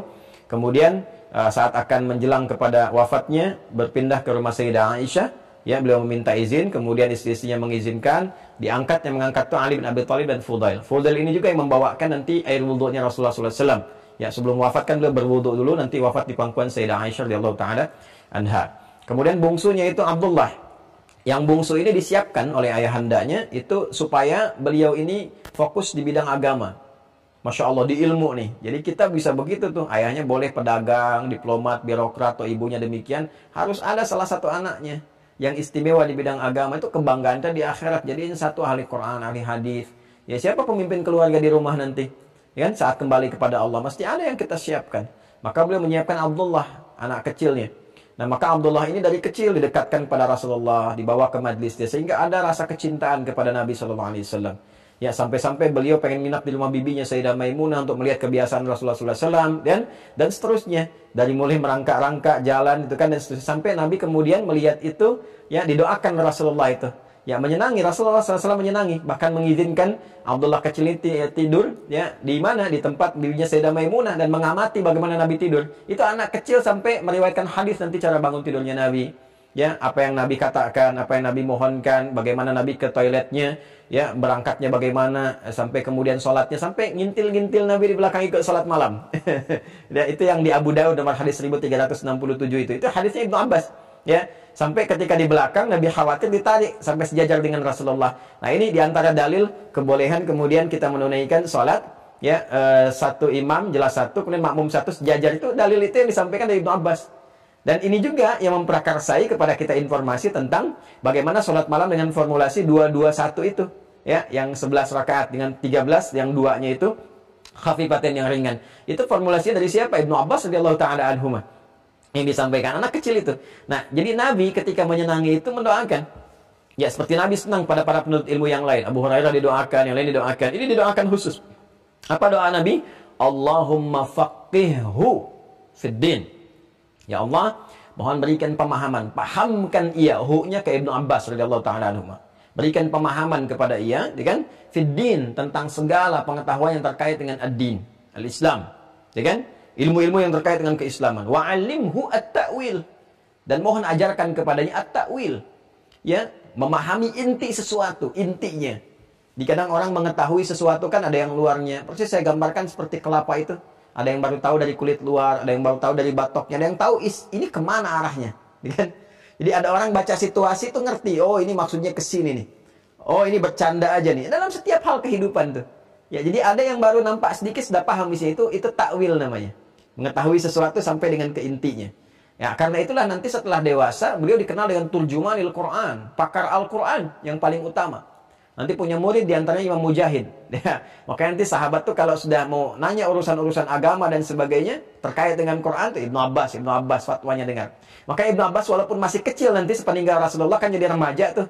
Itu kalaupun ada di halaqah senior sahabat sangat dihormati. Bahkan nanti di masa Umar bin Khattab radhiyallahu taala anhu, ketika banyak sahabat mengonfirmasi pertanyaan, itu Umar nunjuknya Ibnu Abbas dulu tuh, tanya anak itu. Dia akan masih muda, tanya itu. Ya, itu yang sudah didoakan Nabi itu, turjumanul Quran. Nah, kita ingin mengambil keberkahan dari doa itu. Maka kita memohon. Ya, kalau untuk pribadi, tinggal kita ganti domirnya. Kalau tadi Allahumma faqihhu, hu itu ke dia. Kalau ke kita pribadi sendiri, faqihni. Ya, Allahumma faqihni. Ya, tinggal tambahkan nun wiqayah dengan ya. Ya mutakallim ke situ, ke i ke kita. Allahumma faqihni fid din wa 'allimni at-ta'wil. Ya, kalau kita ingin doakan anak kita, lihat laki-laki atau perempuan. Kalau satu laki-laki faqihhu, kata gantinya. Kalau perempuan faqihha fid din wa 'allimha at-ta'wil. Kalau banyak faqihhum. Ya, saya kemarin menghadirkan dhamir kata gantinya dengan na supaya kita dapat semua. Ya, baik kami, Anda semuanya, pemirsa kita semua, anak-anak kita, kerabat kita semua supaya paham agama. Jangan sampai kita nggak ngerti agama, sholat nggak paham, zakat nggak paham, gitu kan? Nggak paham tentang akhlak. Kita pengen semua paham. Jadi kita ingin semua jadi baik. Maka kita katakan, Allahumma faqihna fid din wa 'allimna at-ta'wil. Sehingga dengan memahami esensi sesuatu, kita bisa reduksi, minimalisir. Ya, misalnya apa? Perpecahan-perpecahan, perbedaan ini itu. Kita bisa kalau semua nanti kita memahami, oh ini pakai kunut begini dalilnya, ini yang nggak pakai begini. Jadi kita saling memahami. Ya, karena itu kita bisa berjalan bersamaan dengan harmoni. Ya, kita mengerti ini yang nggak boleh. Oh yang nggak boleh ini. Kita sepakat semua. Nanti Allah berikan kelapangan dalam hati untuk menerima. Itu diantara doanya. Dan tentang Jumat, nih riwayat-riwayat yang sampai, Allahumma kfina bihalalika an haramik. Wa aghnina bi ta'atika an maksiyatik. Ya wa bifadlika amman siwak. Allahumma kfina, ya Allah mohon cukupkan untuk kami bihalalika an haramik. Ya, semua yang halal darimu dan jauhkan dari yang haram. Kita minta tuh. Khususnya hari Jumat. Saya mencoba membiasakan nih seperti riwayat-riwayat para ulama membiasakan di hari Jumat tuh, habis Jumatan minimal minta pakai doa ini. Allahumma kfina, ya Allah cukupkan, mohon cukupkan kepada kami bihalalika an haramik, dengan semua yang halal darimu ya dan jauhkan dari yang haram. Wa aghnina, dan mohon kayakan kami. Jadikan kami kaya. Kaya apa? Bi ta'atika am ma'siyatik. Kaya untuk menaatimu, kaya amal. Kaya amal soleh. Kalau kaya harta udah banyak. Kita pengen amal, Jadi kalau udah amal tuh dunia akan ngikutin. Sesuai dengan kebutuhan amal kita. Jangan dikira nggak dikasih dunia. Anda sholat tuh kan butuh pakaian. Jadi kalau kita minta untuk sholat, Allah kasih pakaian. Ya, kita pengen haji, Allah kasih biayanya. Jadi kalau kita orientasi akhirat, dunia diikutkan. Gimana kita bisa mengerjakan akhirat kalau nggak ada bekal dunianya? Pasti ada. Ya wa aghnina bi ta'atik am ma'siyatik. Ya wa aghnina, ya kita mohon ya Allah mintakan kekayaan, kayakan kami untuk menaatimu. Makanya nanti orang-orang yang kaya itu, kaya ketaatan, mau meninggal juga nggak sibuk nanti dengan warisan-warisan dunia. Akhirat yang dia pikirkan. Nabi Ayub itu saat mau meninggalnya, ini pelajaran besar untuk kita. Ngumpulkan anak-anaknya. Yang ingin dikonfirmasi oleh beliau itu bukan pembagian warisan harta dunia, tapi konfirmasi warisan untuk harta akhirat. Keimanannya, ketakwaan anak-anaknya. Jadi beliau ingin menyampaikan pesan kepada kita, memberikan kesan. Ini warisan saya yang telah mendidik dengan amal soleh, dengan bekal-bekal akhirat. Ini kebagian nggak anak-anaknya nih? Itu warisan iman itu yang paling penting. Warisan iman menjadikan kita aman dari urusan dunia dan aman dari kegelisahan akhirat. Warisan harta, kalau cuma harta saja, belum memberikan keamanan. Maka dikonfirmasi di Quran surah kedua Al-Baqarah, di ayat 133. Ya? Am kuntum syuhada'a idh hadara Ya'qub. Nabi Ya'qub bukan Ayub, saya koreksi ya. Nabi Ya'qub bukan Ayub. Am kuntum syuhada'a idh hadara Ya'qub al-maut. Idh qala li bani. Ya, apakah engkau pernah menyaksikan? Tentu tidak ya Allah. Kalau tidak, simak ini. Am kuntum syuhada, apakah engkau pernah menjadi saksi, pernah menyaksikan enggak? Idh hadara Ya'qub al-maut, ketika Ya'qub itu menghadapi kematian. Oh tidak ya Allah, karena masih jauh masanya. Nabi Ya'qub Masya Allah jauh di atas kami, gitu kan? Kalau kamu merasa nggak pernah menyaksikan, maka ini aku kabarkan. Aku sampaikan, pelajari ini semua. Ya anak Nabi Ya'qub kan berapa? Yang paling populer kan 12 itu kan? Ya Nabi Ya'qub, nanti turun-turun ke bawahnya kan? Turun terus. Nabi Ya'qub anaknya Nabi Ishak. Nabi Ishak kan ke Nabi Ibrahim alaihissalam, kan? Nanti saudaranya ke kiri ada Nabi Ismail yang alaihissalam. Nanti turun Nabi Muhammad SAW dari situ. Nabi Ishak, Nabi Ya'qub. Ya'qub ke siapa? Ke Yusuf dan saudara-saudaranya itu. Ya, tahukah Anda apa yang terjadi? Ini kan Nabi Yusuf sendiri, anaknya sudah jadi apa waktu itu? Ya, Nabi Yusuf diangkat kan jadi pejabat tinggi. Ada yang mengatakan Perdana Menteri, ada yang mengatakan Menko, ya, Menko Menteri Koordinasi Bidang Ekonomi, ya di pembesar di Mesir saat ini, ya di Mesir saat ini itu masih raja, ada rajanya itu Perdana Menterinya atau penasihat ekonomi Nabi Yusuf alaihissalam itu, ya apa namanya Khazinatul Ardi itu yang ya kalau sekarang kita Menko lah, Menko ekonominya gitu. Itu Masya Allah, kan anaknya kaya itu. Anaknya kaya banget, yang lainnya sukses berdagang. Tapi tahukah Anda apa yang disampaikan oleh Nabi Ya'qub alaihissalam? Idh hadara Ya'qub al-maut, idh qala li banihi, ma ta'buduna min ba'di. Jadi ternyata yang paling penting itu warisan ketaatan. Jadi orang yang mengumpulkan kaya dengan ketaatan itu, dunia akan ikut. Anaknya sukses, anak-anak sukses. Nabi Yakub alaihissalam. Anak-anaknya sukses, berkah, baik, walaupun ada intrik, dinamika, itu ya dunia. Tapi pada akhirnya puncaknya bahagia gitu kan. Hai, nanti siapa yang bisa mempertahankan itu yang akan menjaga konsistensi kebahagiaannya. Jadi yang pertama diwariskan ketaatan. Begitu ketaatan itu disebarkan, Allah ridha. Kalau Allah sudah ridha, apa aja dikasih. Justru kalau bergeser dari ketaatan, cuma ikut dunia saja, konflik. Pada akhirnya keturunan-keturunan dari asbab yang 12 ini, yang bergeser dari ketaatan, itu yang menjadikan konflik terus berkesinambungan. Sampai keturunan-keturunan genealogi melahirkan Yahudi dan sebagainya. Ya, sampai dengan kekinian. Yang ada kan konflik-konflik terus tuh. Karena kalau menjauh dari situ. Ya. Maka apa yang terjadi? Idh hadara Ya'qub al-maut idh qala li banihi ma ta'buduna min ba'di. Dikonfirmasi. Apa jawab mereka? Qalu na'budu ilahaka wa ilaha abaika Ibrahim wa Ismail wa Ishaq ilaha wahida. Wa nahnu lahu muslimun. Ini konfirmasi dari Al-Quran. Karena kita nggak pernah tahu kisah itu, Allah menyampaikan kepada kita. Ya, makanya sebelum kita mendengar kisahnya, kita diminta dulu yakin tentang Allahnya. Maka disampaikan nih, kita belajar. Ya, di akidah pertama kan, rukun pertama kan tentang apa? Iman kepada Allah kan? Baiknya, maka kita belajar. Kenapa kita harus menuhankan Allah? Apa dasarnya Allah Tuhan? Nih dalil nasnya begini. Kalau nggak percaya, komparasikan dengan semua nas yang ada yang berbicara tentang Tuhan. Sampai kau menemukan kebenaran. Nih logikanya begini nih. Kalau nggak percaya, uji dengan logika yang benar. Kau akan menemukan kebenaran. Kalau memang ilmumu dipakai untuk menemukan kebenaran, bukan pembenaran, maka akan ditemukan. Ketika kita meyakini Allah sebagai Tuhan yang hak, menepikan yang lain karena alasan ini, nggak bisa ditolak kita alasannya. Dari nas, coba silahkan kumpulkan kitab-kitab yang lain yang berbicara tentang Tuhan. Tunjukkan. Ya, ada nggak di kitabnya langsung mengatakan, saya Tuhan, sembah saya misalnya. Nggak ada Tuhan selain saya, sembah saya. Di Al-Quran jelas Allah mengatakan, Innani anallah, sayalah Allah. La ilaha illa ana, nggak ada Tuhan selain saya, fa'bud, disembah saya. Ya? Nanti dijelaskan Allah siapa, sifatnya apa, dan gambarannya. Nanti logikanya apa? Digambarkan. Kenapa Tuhan mesti satu, kenapa Tuhan mesti ahad, kenapa Tuhan mesti begini. Semua sifat itu melekat hanya pada Allah. Bandingkan. Ketika Anda sudah meyakini Allahnya Tuhan, yakin hak benar, maka semua yang disampaikan Allah benar semua. Nah, sekarang di antara yang difirmankan itu, kamu nggak pernah tahu tentang kisah Nabi Yakub, nggak pernah bisa menyaksikan, karena kamu nggak ada di situ. Nih, saya sampaikan kisahnya. Jadi setelah kita meyakini Allahnya, kita meyakini semua yang disampaikan oleh Allah. Maka apa yang paling bermanfaat? Wariskan ketaatan, wariskan amal saleh. Maka semua akan ikut. Anak-anak semua sukses dan sebagainya. Dan ternyata generasi Nabi Yakub itu Muslim semua. Wa nahnu lahu muslimun, semua Muslim. Semua Muslim, konfirmasi itu. Dan mereka menyembah Tuhan yang sama yang disembah oleh Ibrahim alaihissalam, disembah Ismail alaihissalam, Ishak alaihissalam. Ya, jadi sama. Dan semua yang disembah itu sama dengan Tuhannya siapa? Nabi Muhammad SAW dan Tuhannya kita semua. Tapi yang ingin saya sampaikan itu mengonfirmasi tentang memohon kekayaan dalam ketaatan. Kaya dengan ketaatan, maka akan mengikutkan dunia di dalamnya. Tapi kalau Anda ikut dunia, maka belum tentu ketaatan mengikutinya.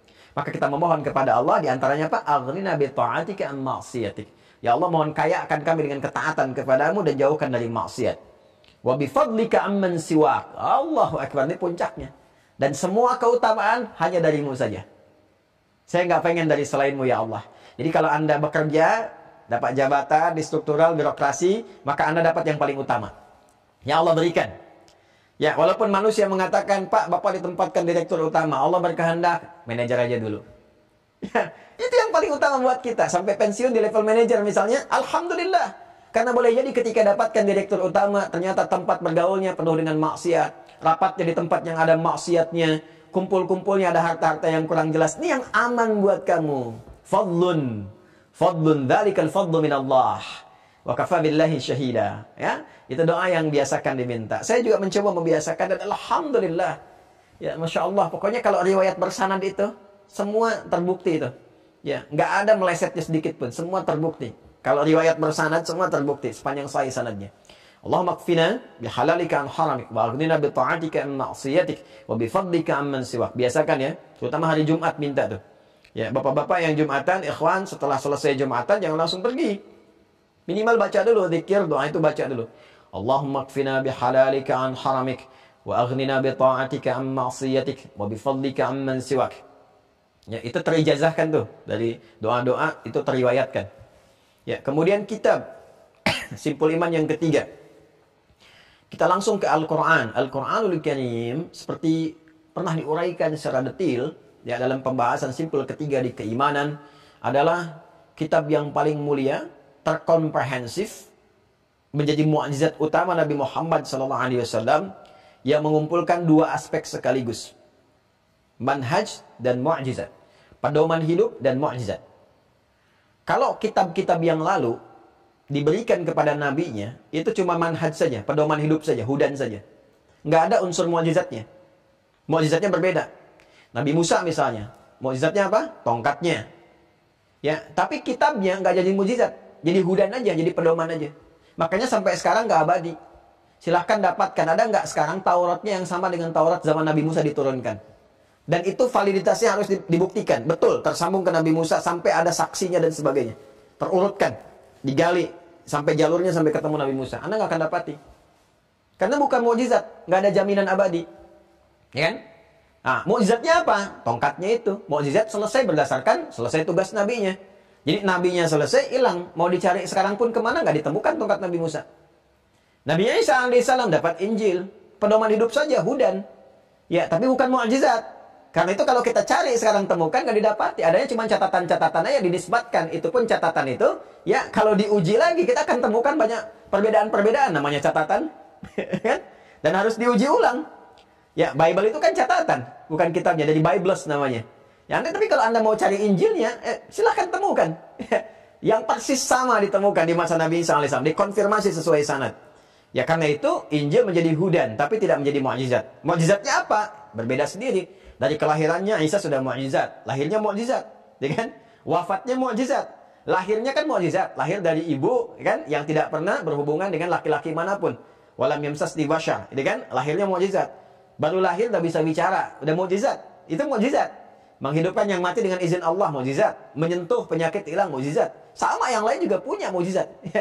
Ya, yang lain juga punya mukjizat. Bahkan ada yang serupa, disamakan karena berdasar karakter setiap masanya. Ya, kemudian apa lagi? Meninggalnya mukjizat. Ya, jadi biasa aja. Ya, itu mukjizatnya. Hudannya kitabnya cuman hudan aja. Al-Qur'an tidak. Melekat di dalamnya mukjizat dan hudan sekaligus. Karena itu sampai sekarang pun, ya mukjizat sampai kepada kita nggak berkurang sedikit pun. Kalimat yang sama yang disampaikan Nabi sama persis sekarang. Dari A sampai Z-nya. Nggak ada yang berubah sedikit pun.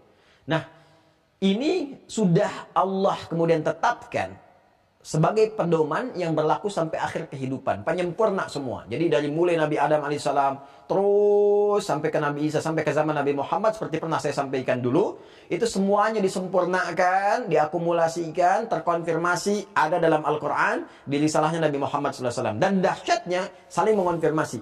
Jadi Nabi Isa mengonfirmasi akan datang Nabi Muhammad. Di Nabi Muhammad disebutkan kisah Nabi Isa nanti. Demikian sampai ke Adam. Karena itu di Al-Quran disebutkan konfirmasi sampai ke atas. Di Quran ada kisah Nabi Isa? Ada. Yesus Mesias, Bunda Maryam, ada. Bahkan ada suratnya, surat Maryam. Isa disebutkan 25 kali dalam Al-Quran. Ada kisah Nabi Musa? Ada, banyak. Ada kisah kemudian siapa lagi? Ya, Nabi Ayub ada. Yakub ada. Yusuf ada. Bahkan ada surat Yusuf. Ibrahim ada. Nabi Adam pun ada kisahnya mengonfirmasi. Dan mereka pun mengonfirmasi risalah Nabi Muhammad SAW di setiap masanya. Seperti pernah saya jelaskan dulu. Ya, untuk menghemat waktu silahkan cek materi itu yang saya sampaikan tentang simpul iman yang keempat. Ada di situ semua. Ya. Nah, karena Al-Quran ini mengandung mukjizat, manhaj, pedoman hidup secara istimewa, komprehensif, keseluruhan, maka cara turunnya pun beda. Ya, pertama kali diviralkan dulu oleh Allah di kalangan penduduk langit. Maka kata para ulama disampaikan di semua kitab-kitab ulumul Quran, di Al-Itqan, Al-Burhan, Manahilul Irfan, Mabahith fi Ulumil Quran, turunnya pertama lewat Baitul Izzah dulu, disampaikan semua untuk menggambarkan tentang kadar manusia dan pedomannya dari Quran. Makanya surah tentang itu disebut surah Al-Qadar, surah 97, Inna anzalnahu fi Lailatul Qadar. Lalu turun kemudian kepada Rasulullah detailnya secara bertahap. Nah, inilah di antara mukjizat Al-Quran, Masya Allah, Allahu Akbar, diturunkan oleh Allah Subhanahu Wa Taala secara bertahap. Kalau Tauratnya Musa alaihissalam, Injilnya Isa alaihissalam itu keseluruhan. Langsung. Di 10 perintah. Gini, jangan zina, jangan mencuri, jangan begini, jangan musyrik kepada Allah. Selesai. Tapi Al-Quran diturunkan pada Nabi Muhammad, Masya Allah, berdasarkan peristiwa yang dilalui. Dan lengkap semuanya, sesuai dengan kebutuhan. Ya, pertama jadi Nabi, turun. Al-Alaq. Quran surah 96, ayat 1-5. Iqra bismi rabbikal ladzi khalaq, dan seterusnya. Ya, kemudian ditugaskan Rasul untuk menyampaikan secara terbuka, kan 3 tahun tuh, ya, pembekalan itu. Begitu disampaikan secara terbuka, turun Al-Mudaththir. Ya ayyuhal mudaththir, qum fa'anzir, rabbaka fakabbir, dan seterusnya.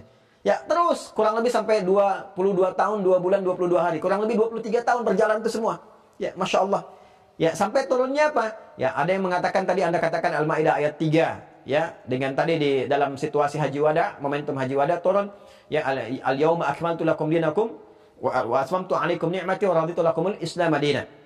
Ya, dari yang ayat awalnya hurimat 'alaikum dan seterusnya. Sampai nanti ditemukan kalimat di pertengahan, al-yawma akmaltu lakum dinakum wa atmamtu 'alaikum ni'mati wa raditu lakumul Islam madina. Baik, ini turun saat peristiwa Haji Wada. Tapi antara Haji Wada sampai Nabi wafat kan masih ada jeda.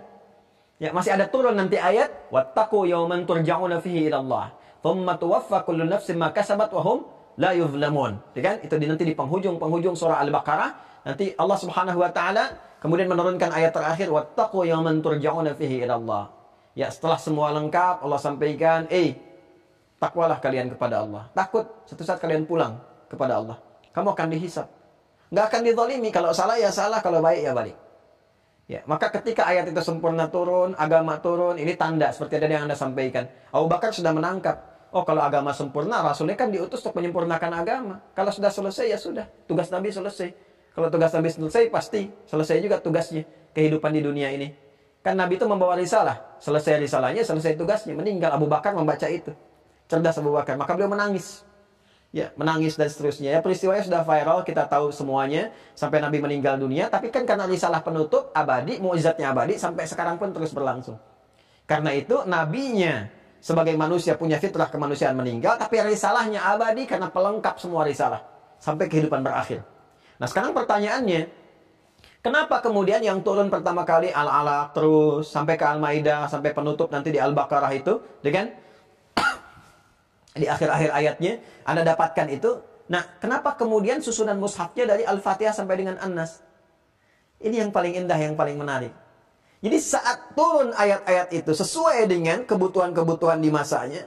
Turun peristiwa ini, turun ayatnya. Ada peristiwa ini, turun ayatnya. Untuk penguatan iman, turun ayatnya. Masya Allah, setelah terkumpul semua ayatnya, dibimbing Rasulullah SAW oleh malaikat Jibril. Ya, untuk bisa membacakan ayat-ayat Quran yang telah terkumpul itu kan kumpul. Maka diminta Rasulullah untuk membacakan sesuai petunjuk Jibril. Begini cara mengurutkannya. Peristiwa itu disebut dengan tauqifi namanya. Tauqifi.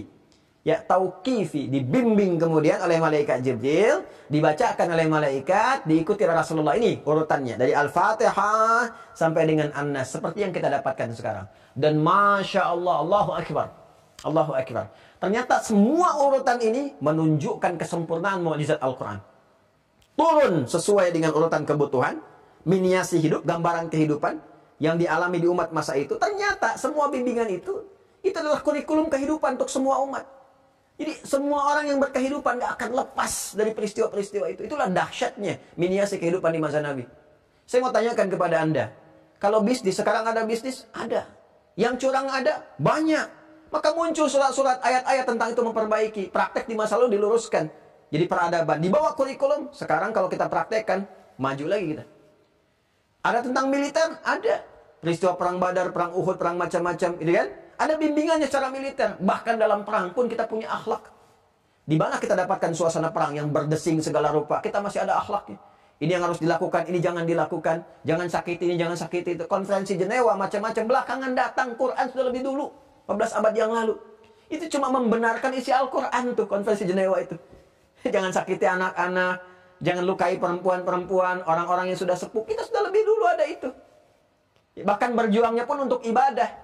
Ya, nggak ada berjuang untuk dapat ketamakan dunia. Makanya ketika untuk ibadah, bersih semua. Cuman sering dipotong-potong hadisnya.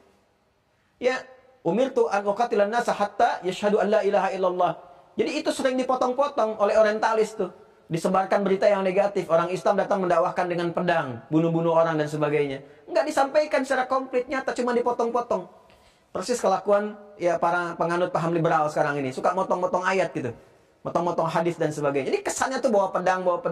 Nggak pernah disampaikan utuhnya. Ya. Padahal ketika Islam datang, itu membawa kebaikan-kebaikan. Landscape saat itu, mereka banyak berperang, banyak ini. Datang Islam meluruskan, membenarkan. Anda masih ingat kisah viralnya Sayyidina Ali bin Abi Thalib radhiyallahu taala anhu karramallahu wajhah. Begitu dalam satu suasana peperangan, ya, untuk membawa risalah kebaikan itu, beliau sudah bertarung dan kan Sayyidina Ali kuat sekali itu fisiknya itu. Menang beliau itu, begitu akan mengeksekusi diludahi kan wajahnya. Apa yang dikatakan oleh beliau responnya? Nggak jadi. Nggak jadi mengeksekusi, didikalkan. Musuhnya bingung, kok nggak jadi katanya. Tadi saat aku tadi bertarung denganmu, ya, niatku lillah karena Allah untuk memberikan kebaikan. Tapi ketika aku akan eksekusi kamu ludahi, aku takut itu ternodai. Ya, jadi aku membunuh engkau itu karena amarah. Ya, bukan karena menegakkan kebenaran, keadilan. Jadi ditinggalkan. Musuhnya malah bingung. Saat itu dia bersyahadat syahadu an la ilaha illallah. Ya, di mana ada satu ketentuan dalam peperangan gak boleh merusak tanaman, gak boleh menghancurkan rumah ibadah dan sebagainya. Itu konferensi baru datang belakangan. Islam sudah ada lebih dulu. Maka ketika diurutkan itu, dibimbing oleh malaikat Jibril dan sebagainya, itulah menjadi kurikulum kehidupan. Sempurna semuanya. Jadi mukjizat di masa Nabi, mukjizat selanjutnya sampai kehidupan berakhir. Di masa Nabi turun berdasarkan kebutuhan kemudian dipraktekin secara langsung. Jadi kalau ada kasus rumah tangga, ini ayatnya. Kasus ini ayatnya. Lalu ketika selesai semua, diurutkan oleh malaikat Jibril, disampaikan Nabi Muhammad ikuti ini, bacain semuanya. Jadi kurikulum, bacanya enak dari awal sampai akhir. Dan tahukah Anda? Ketika Anda bacakan dari Al-Fatihah sampai dengan An-Nas, Allahu Akbar. Ini menunjukkan kesempurnaan urutan Al-Quran. Jadi ternyata penjagaan Allah terhadap Al-Quran termasuk pada susunannya. Jadi kalau orang mau merubah Quran, ketahuan. Dan Anda akan temukan tengah-tengah Qurannya. Waliyatalattaf. Ya, di surat Al-Kahf itu tengah-tengah Quran. Kalau itu bergeser sedikit aja ketahuan ada yang salah di Quran nih. Jadi kalau ayat ini posisinya geser dikit aja, gesernya. Misalnya lembar berikutnya atau lembar setelahnya tuh, itu akan ketahuan. Karena nanti Anda mau nyusun di mushaf itu, kan dicetak tuh. Ada yang per 15 kan? 12 baris. Ya kan? 20 baris, per 30 baris. Anda mau susun per baris berapapun, ayatnya kan nggak akan berubah. Ya, jadi kalau Anda konsisten, itu posisi ayat itu akan di situ. Begitu Anda geser, hilang. Ada sekarang algoritma Al-Quran untuk menunjukkan keseimbangan ayat-ayat Al-Quran. Ternyata ditemukan di apa? Bismillahirrahmanirrahim. Betul geser salah satu ini, salah satu huruf hilang saja, ketahuan ada yang salah. Itulah kenapa kemudian susunannya, ya seperti yang kita dapatkan sekarang, tidak berdasarkan asbabun nuzul, sebab-sebab turun pertama kalinya. Pertama adalah itu tauqifi, petunjuk dari Allah melalui malaikat Jibril kepada Rasulullah SAW dengan tujuan satu, untuk menjaga kemurnian Al-Quran. Kedua, menunjukkan kesempurnaan pedoman Al-Quran. Nah, jadi kalau Anda ingin melihat kesempurnaan Al-Quran berisi pedoman secara utuh dari Al-Fatihah sampai An-Nas. Tapi kalau Anda ingin praktekkan di mana ayat itu digunakan, lihat sebab nuzul di masa Nabi. Karena itu miniaturnya. Ya, misal ada kejadian nih di rumah tangga misalnya kan, begini, kesalahpahaman. Lihat kejadian di masa Nabi. Asbabun nuzulnya kejadian ini, ada terjadi ini enggak? Cek. Turun surat apa? Baca itu. Pelajari ayatnya. Praktekkan. Selesai lagi. Ya. Sampai ke puncak tertingginya. Ada tentang bisnis, misalnya ada kecurangan yang terjadi begini-begini, kita ingin selesaikan. Pernah nggak kejadian di masa Nabi? Ada kasusnya. Lihat ayatnya, lihat suratnya, pelajari tafsirnya, praktekkan, hilang itu semua. Datang keberkahan. Nah, jelas ya? Nah, dan yang ketiga adalah kesempurnaan susunan itu untuk memudahkan hafalan dan kajiannya. Coba kalau Anda acak tuh, hafalin tuh Al-Baqarah pertama, Al-Fatihah kedua, Ali Imran ketiga, An-Nas keempat. Terus hafalkan dari awal sampai akhir. Anda nggak akan dapatkan kemudahan seperti yang dimudahkan oleh Allah dengan susunan yang sekarang kita dapati. Nah, jadi hati-hati, jangan sampai kita terjebak pada tuduhan-tuduhan tertentu yang menyampaikan susunan Al-Quran sekarang kreasi manusia saja. Ya kan? Ah, itu awas, hati-hati itu. Ada informasi-informasi demikian. Tidak, itu petunjuk langsung menunjukkan keistimewaan Al-Quran. Jelas ya? Jadi nanti yang pertama, Quran diturunkan sesuai dengan kebutuhan pada masa itu untuk memberikan kesan praktek langsung kepada kita, petunjuk kepada kita, ayat-ayat apa yang digunakan berdasarkan isu-isu atau kejadian yang berlangsung, terjadi. Keluarkan ayatnya, pelajari. Oke, nanti cari kitab-kitab tentang asbabun nuzul. Ya, Imam Suyuti punya kitab Lubabun Nuqul fi asbabin nuzul. Dapatkan itu. Ya, Lubabun Nuqul fi asbabin nuzul. Nanti beliau juga punya Tartib Suwaril Quran, korelasi. Ini Anda kalau cari kitab Mas Reza dan teman-teman semua, ini Imam Suyuti itu Masya Allah banyak sekali kitabnya itu, Imam Suyuti itu.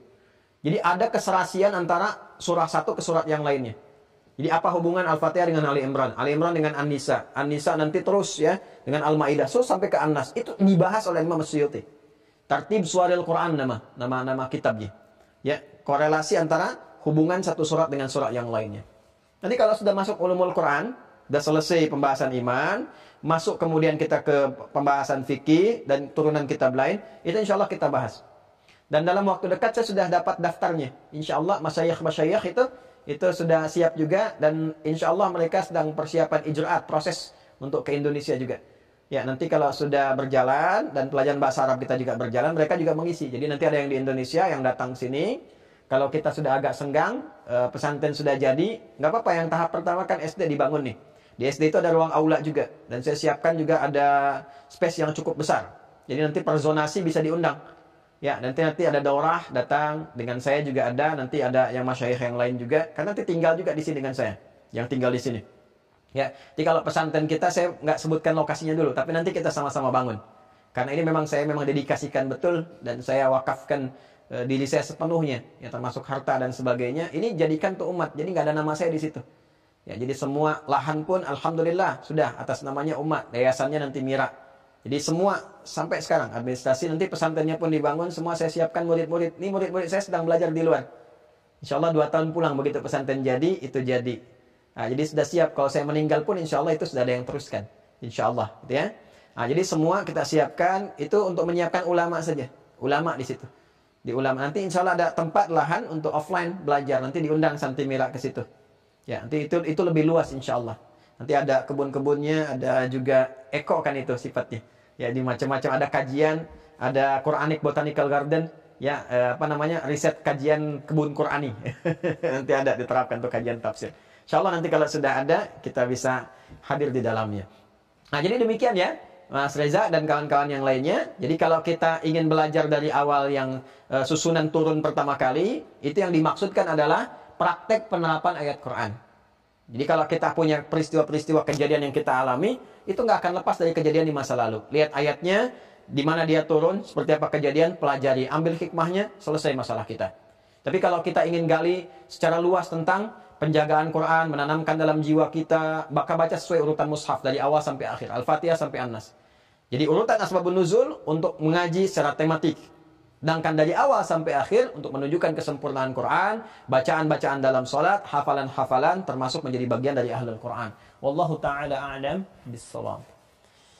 Baik, jazakumullah khair. Silahkan yang lain terakhir barangkali dari akhwat. Akhwat saya harus buka kacamata. Mas dikembalikan Mas kepada umum. Udah begini saja tampilannya. Ya. Silahkan, ada yang dari akhwat? Siapa? Baik, silakan Ibu Yuni namanya.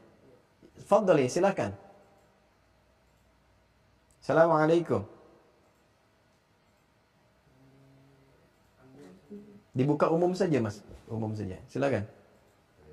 Maaf ya kalau saya nyampaikan begini saya ke admin. Fadhali, silakan. Terima kasih Ustadz Hidayat atas kesempatannya. Terima kasih pada semua tim Mira yang telah memberikan kesempatan bagi saya untuk bisa bertemu dengan Ustaz Hidayat meskipun via online. Baik, alhamdulillah. Fadli. Dengan terkait dengan rukun iman yang ke-6 Ustaz, saya tentang takdir qada dan qadar. Yang telah saya baca adalah semua nasib manusia, rezeki, ajal sudah dituliskan di Lauhul Mahfuz 50.000 tahun sebelum manusia diciptakan. Untuk terkait apakah manusia itu akan masuk neraka ataupun ke surga, itu apakah sudah dituliskan Ustaz? Baik. Kemudian apa korelasinya dengan usaha kita sebagai manusia? Apakah yang kita lakukan selama ini sudah sesuai dengan petunjuk Rasulullah? Itu apabila kita ditakdirkan untuk ke neraka, itu apakah ada gunanya gitu? Dan sebaliknya, jika memang dia tergerak untuk masuk surga, meskipun apapun yang sudah dia lakukan di dunia, apakah itu maksiat, itu apakah dia juga akan masuk surga. Terus korelasinya dengan Allah sebagai Maha Pengasih, Maha Penyayang, sekaligus juga Allah Maha Tahu. Mohon maaf untuk penjelasannya bagaimana Ustaz, untuk memahami sebenarnya takdir manusia itu bagaimana dan bagaimana cara mengimaninya agar iman kita lengkap, Ustaz. Dari iman pertama sampai yang terakhir. Jazakallah khair. Baik, semoga Allah merahmati Anda dan kita semuanya, dan semoga kita diridhai oleh Allah Subhanahu wa taala. Izin mengonfirmasi terlebih dahulu, apakah Ibu sudah mengikuti dari pembahasan simpul yang ke-6 itu dari awal sampai akhir yang saya sampaikan? Sudah ya? Baik, kalau sudah, saya lebih nyaman dan lebih mudah untuk menerangkannya, karena di sana pun saya sudah memberikan penjelasan-penjelasan detail, termasuk juga terkait dengan apa yang ditanyakan ini. Pertama, kita sudah belajar di simpul yang ke-6 itu, bahwa Allah Subhanahu wa ta'ala memiliki sifat maha mengetahui dan menetapkan segala hal yang terkait dengan aspek kehidupan kita. Lalu memberikan kesempatan kepada kita untuk berikhtiar menjalani kehidupan ini sesuai dengan misi yang telah Allah tetapkan sebagai khalifah di bumi dan beribadah kepada Allah Subhanahu wa ta'ala. Karena pengetahuan Allah yang maha luas itu, Allah mengetahui, karena sifat Allah harus begitu. Yang sebelum, yang sedang dilakukan, ataupun yang akan terjadi sampai kapanpun. Ya kan? Dan dengan sifat inilah kemudian Allah memberikan kemudian kepada kita ikhtiar. Silahkan jalani saja. Tapi Allah sudah tahu. Ya, dan ketetapan ini sudah ada tertuang. Ya, tertuang di dalam satu kitab, di Lauh Mahfuz, tentang apa yang terkait dengan kegiatan-kegiatan kita atas pengetahuan Allah. Dan untuk membuktikan itu semua akan terkonfirmasi dengan kegiatan-kegiatan yang kita lakukan, yang dicatat oleh malaikat. Ya, yang kita di simpul yang kedua kita belajar Raqib dan Atid. Karena mereka kan katibin hafidhin, menjaga kita, mencatat amalan kita. Dan amalan kita itu akan mengonfirmasi dua hal. Satu, perbuatan kita yang dilakukan setiap detiknya, dari mulai balik sampai dengan akhir kehidupan, sekaligus mengonfirmasi sifat Allah Alim yang maha mengetahui, yang telah mengetahui sebelum, sedang, dan akan terjadi di kitab Lauh Mahfuz yang terkait dengan kadar kita itu. Ya, maka kita ini nggak pernah tahu keadaan kita bagaimana di masa depan. Allah yang tahu. Karena itulah Allah menyampaikan kepada kita, wa qul i'malu, kalian beramal saja. Ya, kita tidak perlu memikirkan apakah nanti, oh ini surga, ini neraka, ini begini. Allah yang maha tahu, Allah yang tahu kita. Tapi kan kita nggak tahu, ya kan? Makanya perintah Nabi ketika ada yang mengonfirmasi begini begitu, termasuk pertanyaan Anda tadi, Nabi mengatakan langsung pada sahabatnya, kamu beramal saja, berikhtiar. Ya, kenapa? Karena secara logika kita kan nggak tahu mau kemana nanti besok lusa. Ya, Allah itu maha mengetahui dengan sifat pengetahuannya. Karena kenapa saat menetapkan itu sifat yang mengharuskan Allah mengetahui dari sebelum kejadian. Sebelum kita tercipta, karena Allah yang menciptakan, saat tercipta, dan akan terjadi apapun di kemudian hari. Konfirmasi semua pengetahuan Allah itu ada dalam kitabnya. Ya, yang ada di Lauh Mahfuz itu nanti. Jadi ketika kita kembali akan dikonfirmasikan antara perbuatan kita yang dicatat oleh malaikat. Malaikat pun nanti akan tertakjub. Masya Allah, sama semua, persis sama semua. Ya, tapi semua yang tertuang ini atas pengetahuan Allah. Ya, terjadi ditetapkan pahala dan dosa itu dari ikhtiar perbuatan kita. Tapi sebelum dikerjakan Allah sudah tahu dengan pengetahuannya. Karena itulah, karena kita tidak tahu, tugas kita sekarang beramal saja. Tapi diberikan gambaran oleh Allah berupa petunjuk. Apa petunjuknya? Kalau kamu mengerjakan kebaikan, ini muaranya sampai ke surganya. Kalau kamu mengerjakan keburukan, ini sampai akhirnya. Nah, pilihan kita untuk menempuh itu disebut ikhtiar namanya. Makanya Nabi secara logis mengatakan, umatku itu sebetulnya kalau mengerti, paham, akan ke surga semua. Kalau dia pilih itu, ilaman aba, kecuali yang nggak pengen. Ya, jadi perkara antara surga, neraka, dan sebagainya, dalam pengetahuan Allah kita ada di mana. Tapi kita sekarang punya tugas berikhtiar. Kalau pengen ke surga, dapatkan surga. Allah turunkan jalannya. Ini, kerjakan sholat, kerjakan zakat, kerjakan puasa, baca Quran, jangan maksiat. Jadi kalau Anda, misalnya, atau jangan Anda lah, jangan saya, jangan kita yang ada di sini ya, kita nggak mau. Kalau ada orang memilih bermaksiat, setelah Allah terangkan, kalau maksiat, kamu ke neraka. Yang salah siapa? Yang salah pelakunya. Dan Allah sudah tahu, karena pengetahuan Allah itu sudah jelas meliputi segalanya, itu sifat Allah. Ya kan? Ya, dipahami ya cara saya menerangkan. Tapi orang ini sengaja memilih maksiat dan diberitahu kalau begitu dosa.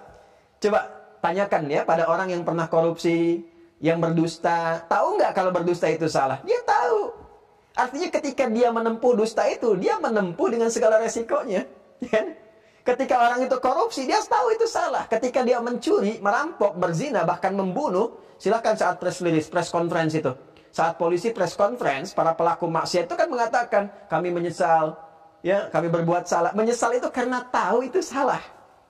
Nah sekarang kalau sudah tahu itu salah, kenapa dikerjakan juga? Dan Allah memberikan jalan, kalau kamu kerjakan ini, ikuti setan, nanti akan begini. Sepanjang masih hidup, Allah sayang, jangan sampai begini, ini tobat nih. Silakan tobat, ya kan? Tapi Allah harus adil, harus konsisten. Ya, keadilannya melekatkan sifat Allah memberikan pendampingan kepada kita, bantuan-bantuan, perlindungan dalam berikhtiar, ya. Karena keadilan Allah itu harus diberikan kepada semuanya, kepada manusia, kepada jin, kepada malaikat, termasuk juga iblis yang mengajukan kepada Allah supaya dia diberikan peluang untuk menggoda, untuk membuktikan kesombongan. Ya, Allah ingin menunjukkan bahwa dia memang sombong, ya kan? Nah, tapi sifat adilnya harus memberikan peluang yang sama kepada setiap makhluk. Allah berikan kesempatan pada iblis untuk taubat, diberikan jeda. Dianya nggak mau pilih taubat, tetap ingin membuktikan kesombongan. Diancam oleh Allah, kalau kamu kerjakan itu kamu masuk neraka. Nggak ada faidahnya ibadah kamu ribuan tahun. Di akhirat itu kamu pernah soleh, kenapa harus jadi fasik? Silahkan taubat. Nggak diterima oleh iblis, nggak mau. Nggak apa-apa masuk neraka juga. Itu pilihan dia kan. Maka jangan sampai manusia ikut iblis. Jangan sampai ikut godaannya. Ketika menggoda disebut setan, turun ayat wala tattabi'u khutuwatis syaitan. Jadi Allah menetapkan kadar. Tapi saat yang bersamaan memberikan petunjuk kepada kita untuk berikhtiar. Itu yang disebut walladzi qaddara fahada. Ya, adil kan Allahnya? Adil ya? Aku maha tahu kata Allah dengan sifatku. Aku tahu apa yang kamu kerjakan, sedang, telah, akan. Bahkan kamu kemanapun surga neraka aku tahu. Ya, ditetapkan, sudah ada ketetapan dan semuanya. Dari pengetahuan Allah. Cuma kita diberikan kemudian fahada, diberi petunjuk, ikhtiar. Ini jalannya, jangan menyimpang. Kalau istiqomah di jalan itu dapat surga, rahmat Allah. Tugas kita sekarang menjalani ikhtiar itu, menjemput takdir Allah pada pengetahuan yang telah melekat kepadanya. Ya, jadi kalau seperti itu pemahamannya nggak ada benturan-benturan. Untuk apa saya beramal soleh kalau ditetapkan masuk neraka? Hei, ya kan? Pilihan amal soleh itu ketika dikerjakan mengantarkan kita ke surga. Pertanyaannya kenapa harus maksiat? Karena pasangan neraka itu kan maksiat. Ya kan? Jadi nggak mungkin kalau ada orang konsisten amal soleh masuk neraka itu nggak mungkin. Ya, kenapa? Karena konsisten. Dengan iman, dengan amal solehnya, itulah ikhtiar kita. Jadi nggak ada benturan antar takdir. Sebetulnya pertanyaan itu tidak perlu muncul. Tapi dibisikkan. Kadang-kadang was-was dari setan juga. Ya, menyebar. Saya sering dapat pertanyaan itu, Bu, demikian. Dalam pembelajaran. Tapi itu normal. Supaya kita tahu, dapat pengetahuan. Tapi sering kita dibenturkan supaya apa? Supaya ibu nggak beramal. Supaya kita nggak beramal. Ngapain kita beramal? Kalau udah jelas masuk neraka nanti. Wah, Masya Allah, hilang di amalan kita. Nggak tahajud lagi, nggak sholat lagi. Malah larut dalam maksiat. Itu tipu daya setan. Kenapa? Karena dia sudah putus asa. Dia sudah tahu dia dijamin neraka. Karena apa? Karena dia nekat menyampaikan. Allah katakan tempatmu di neraka. Ya, dia maksa. Nggak apa-apa ke neraka juga. Dia memang udah pilih neraka. Karena dia sudah tahu tempatnya di neraka. Bahwa dia berusaha mencari teman. Karena itu dia berusaha mencari teman. Menggoda anak cucu Adam. Sedangkan kita nggak tahu tempat kita di mana. Tapi kita diberikan jalan oleh Allah. Nih masuk ke surga lewat sini. Maka jangan ikuti iblis. Jelas ya? Nah, di antara cara iblis menggoda kita, memberikan was-was yang sama dengan apa yang dia sudah alami. Kalau dia tempatnya jelas di neraka, maka dia buat kita bingung. Dia membuat kita bingung. Kamu itu belum jelas. Takdir kamu itu boleh jadi ke neraka. Ngapain beramal? Ujung-ujungnya manusia nggak beramal. Ya, dijawab oleh Allah lewat Al-Quran. Walladzi qaddara fahada. Allah telah memberikan takdir ini atas pengetahuannya. Diberikan petunjuk amal ini supaya ke surga. Jangan ikuti iblis begini. Ya, wa qul ya'malu fasayarallahu amalakum. Kamu beramal sekarang, nanti akan dihisab oleh Allah, itu yang akan mengantarkan kepada kebaikan. Sederhana, taat atau maksiat. Ya, kullu ummati dakhalal jannah illa man aba. Setiap umatku pasti masuk surga kata Nabi, kecuali yang nggak pengen. Nah, sekarang pertanyaannya, siapa yang nggak pengen masuk surga? Nah, kalau nggak pengen masuk surga, itu pelaku maksiat. Kalau pengen masuk surga, kerjakan taat. Jelas ya, Bu ya? Nah, jadi teman-teman sekalian kalau ada pertanyaan-pertanyaan senafas dengan itu, maka hati-hati. Ini sangat sensitif kalau kita nggak berlindung kepada Allah untuk memberikan pemahaman kepada kita dengan baik, bisa terjebak di dalamnya. Nanti turunan dari itu ibu dan teman-teman sekalian namanya penyakit kepalang tanggung. Udah tanggung maksiat terusin aja. Ya, terlanjur basah ya sudah mandi di kali sekalian gitu kan, dan seterusnya. Kamu udah tanggung bunuh orang, udah jadi pembunuh, bunuh aja yang lain. Tanggung udah berzina, zina aja sekalian dan seterusnya. Ya, tanggung terus. Itu diwariskan padahal ada kesempatan taubat. Betapa banyak dicontohkan di masa lalu orang syirik masuk surga tanpa hisab. Betapa banyak pembunuh taubat baik masuk surga tanpa hisab. Ya, dan seterusnya. Ada kisahnya. Zaman Nabi kan banyak. Makanya tadi pertanyaan Mas Reza itu menginspirasi. Ya, ayo taubat. Ayo taubaters itu mana? Taubaters kita semua. Saya, Anda, kita. Gak ada kita yang sempurna pernah salah, tapi kita bisa bertaubat. Ya, jadi saya sekarang sedang menyiapkan fikih khusus untuk teman-teman yang sedang ada di LP. Ya, nanti saya akan coba berkoordinasi. Masya Allah, kita semua ingin baik. Dan saya gak ingin beda-bedakan. Semua punya peluang saleh. Semuanya, Masya Allah. Jadi ada fikihnya nanti. Ya, ini loh. Yang pembegal itu bukan ini saja, dulu udah ada sekampung begal semua. Ini taubat bahkan jadi ahli hadis, ya kan? Ini yang pernah membunuh, ini pernah mabuk, pernah zina. Masya Allah ada di antara mereka yang bahkan dijamin masuk surga tanpa hisab ketika baik, taubat, hilang semuanya. Itu indahnya. Dan kita nggak tahu di titik mana kita berakhir kecuali saat kita istiqomah di amal soleh. Makanya jangan terjebak Bu ya, Pak, teman-teman sekalian. Ya, dan semua yang terhubung saat ini. Kan ada orang soleh yang pernah kena godaan itu dari iblis itu. Kamu udah soleh, amalan banyak, istighfar dikit, kayak udah selesai. Dosa dikit aja nggak apa-apa, main aja dulu. Maka dia main ke tempat-tempat yang buruk. Di situ dia berzina. Begitu sedang zina, belum sempat tobat, terjadi gempa bumi. Boom. Maka dia wafat dalam keadaan maksiat. Ya, wafat dalam keadaan apa? Maksiat. Ya, maksiat itu kan akan dihitung sebagai maksiat pada akhirnya. Ya, jadi akhirnya yang tadinya terpelihara ada dosa. Kalau sudah ada dosa kan ditimbang nanti dengan hisab. Ya, maka pahala akan menutupi dosa-dosanya. Nanti akan dilihat, ya. Kalau dosa besar, ya besar juga nanti pengaruhnya, bahaya. Karena itu hindari dosa-dosa besar, yang kecil kita jauhi, jaga diri kita, dan semoga Allah merahmati kita semua. Demikian, Ibu, semoga jelas apa yang kami sampaikan. Dan teman-teman yang baru bergabung, saya membahas itu dengan sangat detail, insya Allah. Seperti guru kami ajarkan, lihat di video yang sebelumnya ya. Tentang qada dan qadar. Kita terangkan betul, apa itu qada, apa itu qadar, kaitan ayatnya apa, kemana arahnya, turunannya bagaimana, kesimpulannya seperti apa. Tapi saya senang yang seperti ini. Jadi kalau ada hal-hal demikian, tampilkan, langsung kita bahas, sehingga kita dapatkan solusinya.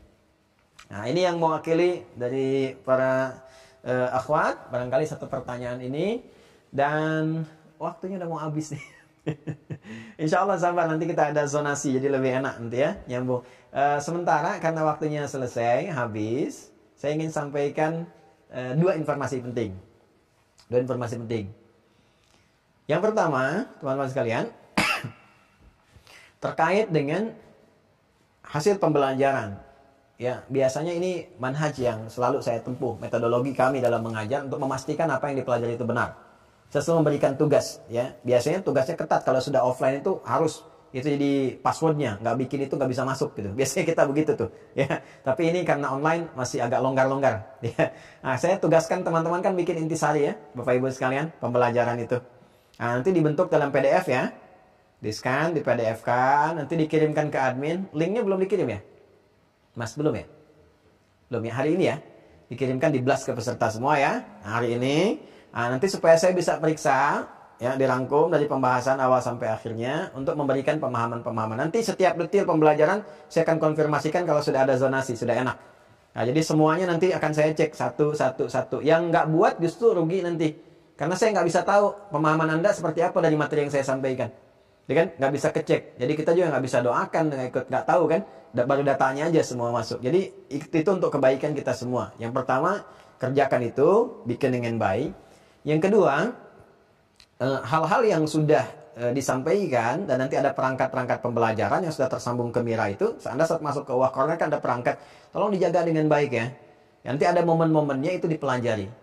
Dan nanti juga ada tambahan-tambahan buku-buku untuk pembelajaran sesuai dengan materi-materinya. Ya, nanti di situ ada catatan penuntut ilmu, kan ada scan barcode-nya itu. Nah, di scan barcode itu nanti ada bukan terbatas aku suka saat puasa, itu nanti bisa dirubah. Materi terkait dengan pembelajaran khusus yang mungkin dibutuhkan oleh kita. Jadi saya tinggal katakan, lihat halaman sekian, scan itu ada petunjuk di situ. Nah, itu hanya didapatkan nanti yang tersambung di Mira saja nanti. Ya, jadi begitu Anda scan, Anda dapat petunjuk dari situ, ya, lewat tertentu, hal-hal tertentu yang insya Allah bermanfaat. Kemudian, saya tuh mencintai Quran. Ya, jadi saya berharap semua keluarga besar Mira juga itu bisa mengikuti itu, jadi bagian dari keluarga Quran. Ya, karena itu tolong dimanfaatkan betul tuh yang ada 3 itu. Satu yang buku At-Taisir, itu insya Allah saya selalu bermohon pada Allah itu jadi hal yang memudahkan. Tolong dibaca, belajar, ya sambungkan ke STWH supaya dicek. Itu 100 musyrif kita punya dengan izin Allah. Ya, untuk ngebantu teman-teman baca dan sebagainya yang sudah masuk di STWH konsisten di situ. Karena nanti dengan saya pun insya Allah akan berinteraksi. gitu ya. Dijaga itu, kemudian yang duanya untuk murajaah, dipraktekkan. Ya, semampu kita sampai kita wafat, sedikit demi sedikit. Saya tidak menuntut semua harus 30 juz, tidak, tapi kita berusaha, beramal sampai kita wafat. Jaga diri baik-baik dengan Al-Quran, kemudian belajar yang baik, pahami yang baik. Insya Allah kita lanjutkan di pertemuan berikutnya. Dan untuk esok hari kita sudah masuk materi yang baru, ya. Untuk yang baru bergabung, teman-teman sekalian, silahkan di-review, dilihat dulu dari kajian-kajian awal langsung di YouTube Mira. Teman-teman yang tidak terhubung di akun pun silahkan bisa langsung nanti ke YouTube Mira.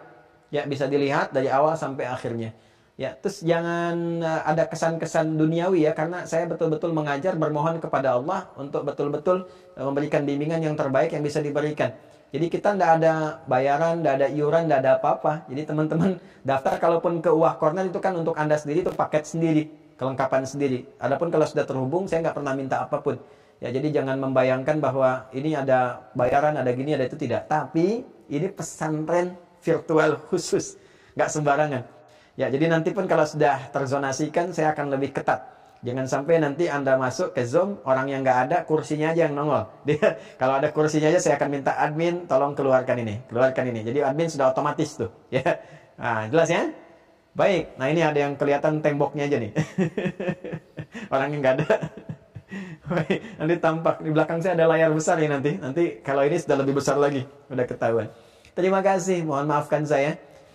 Mudah-mudahan semuanya diberikan kesehatan, kebaikan, kemuliaan, dan doakan dalam 1-2 hari saya akan pergi ke lahan untuk pesantren. Semua akan rapat ya, karena kita akan memulai fasad dengan membangun. Mudah-mudahan 2 tahun ke depan baru selesai ya, insya Allah. Dan dalam pekannya akan diumumkan untuk mulai penerimaan santri yang khusus ya, khusus untuk belajar dari tingkat sanawiyah ke aliyah. Insya Allah akan disampaikan. Tidak usah datang ke Bekasi dulu, nanti akan disampaikan kualifikasinya apa. Tapi ini untuk yang ulama khusus, dan nanti sistemnya juga khusus.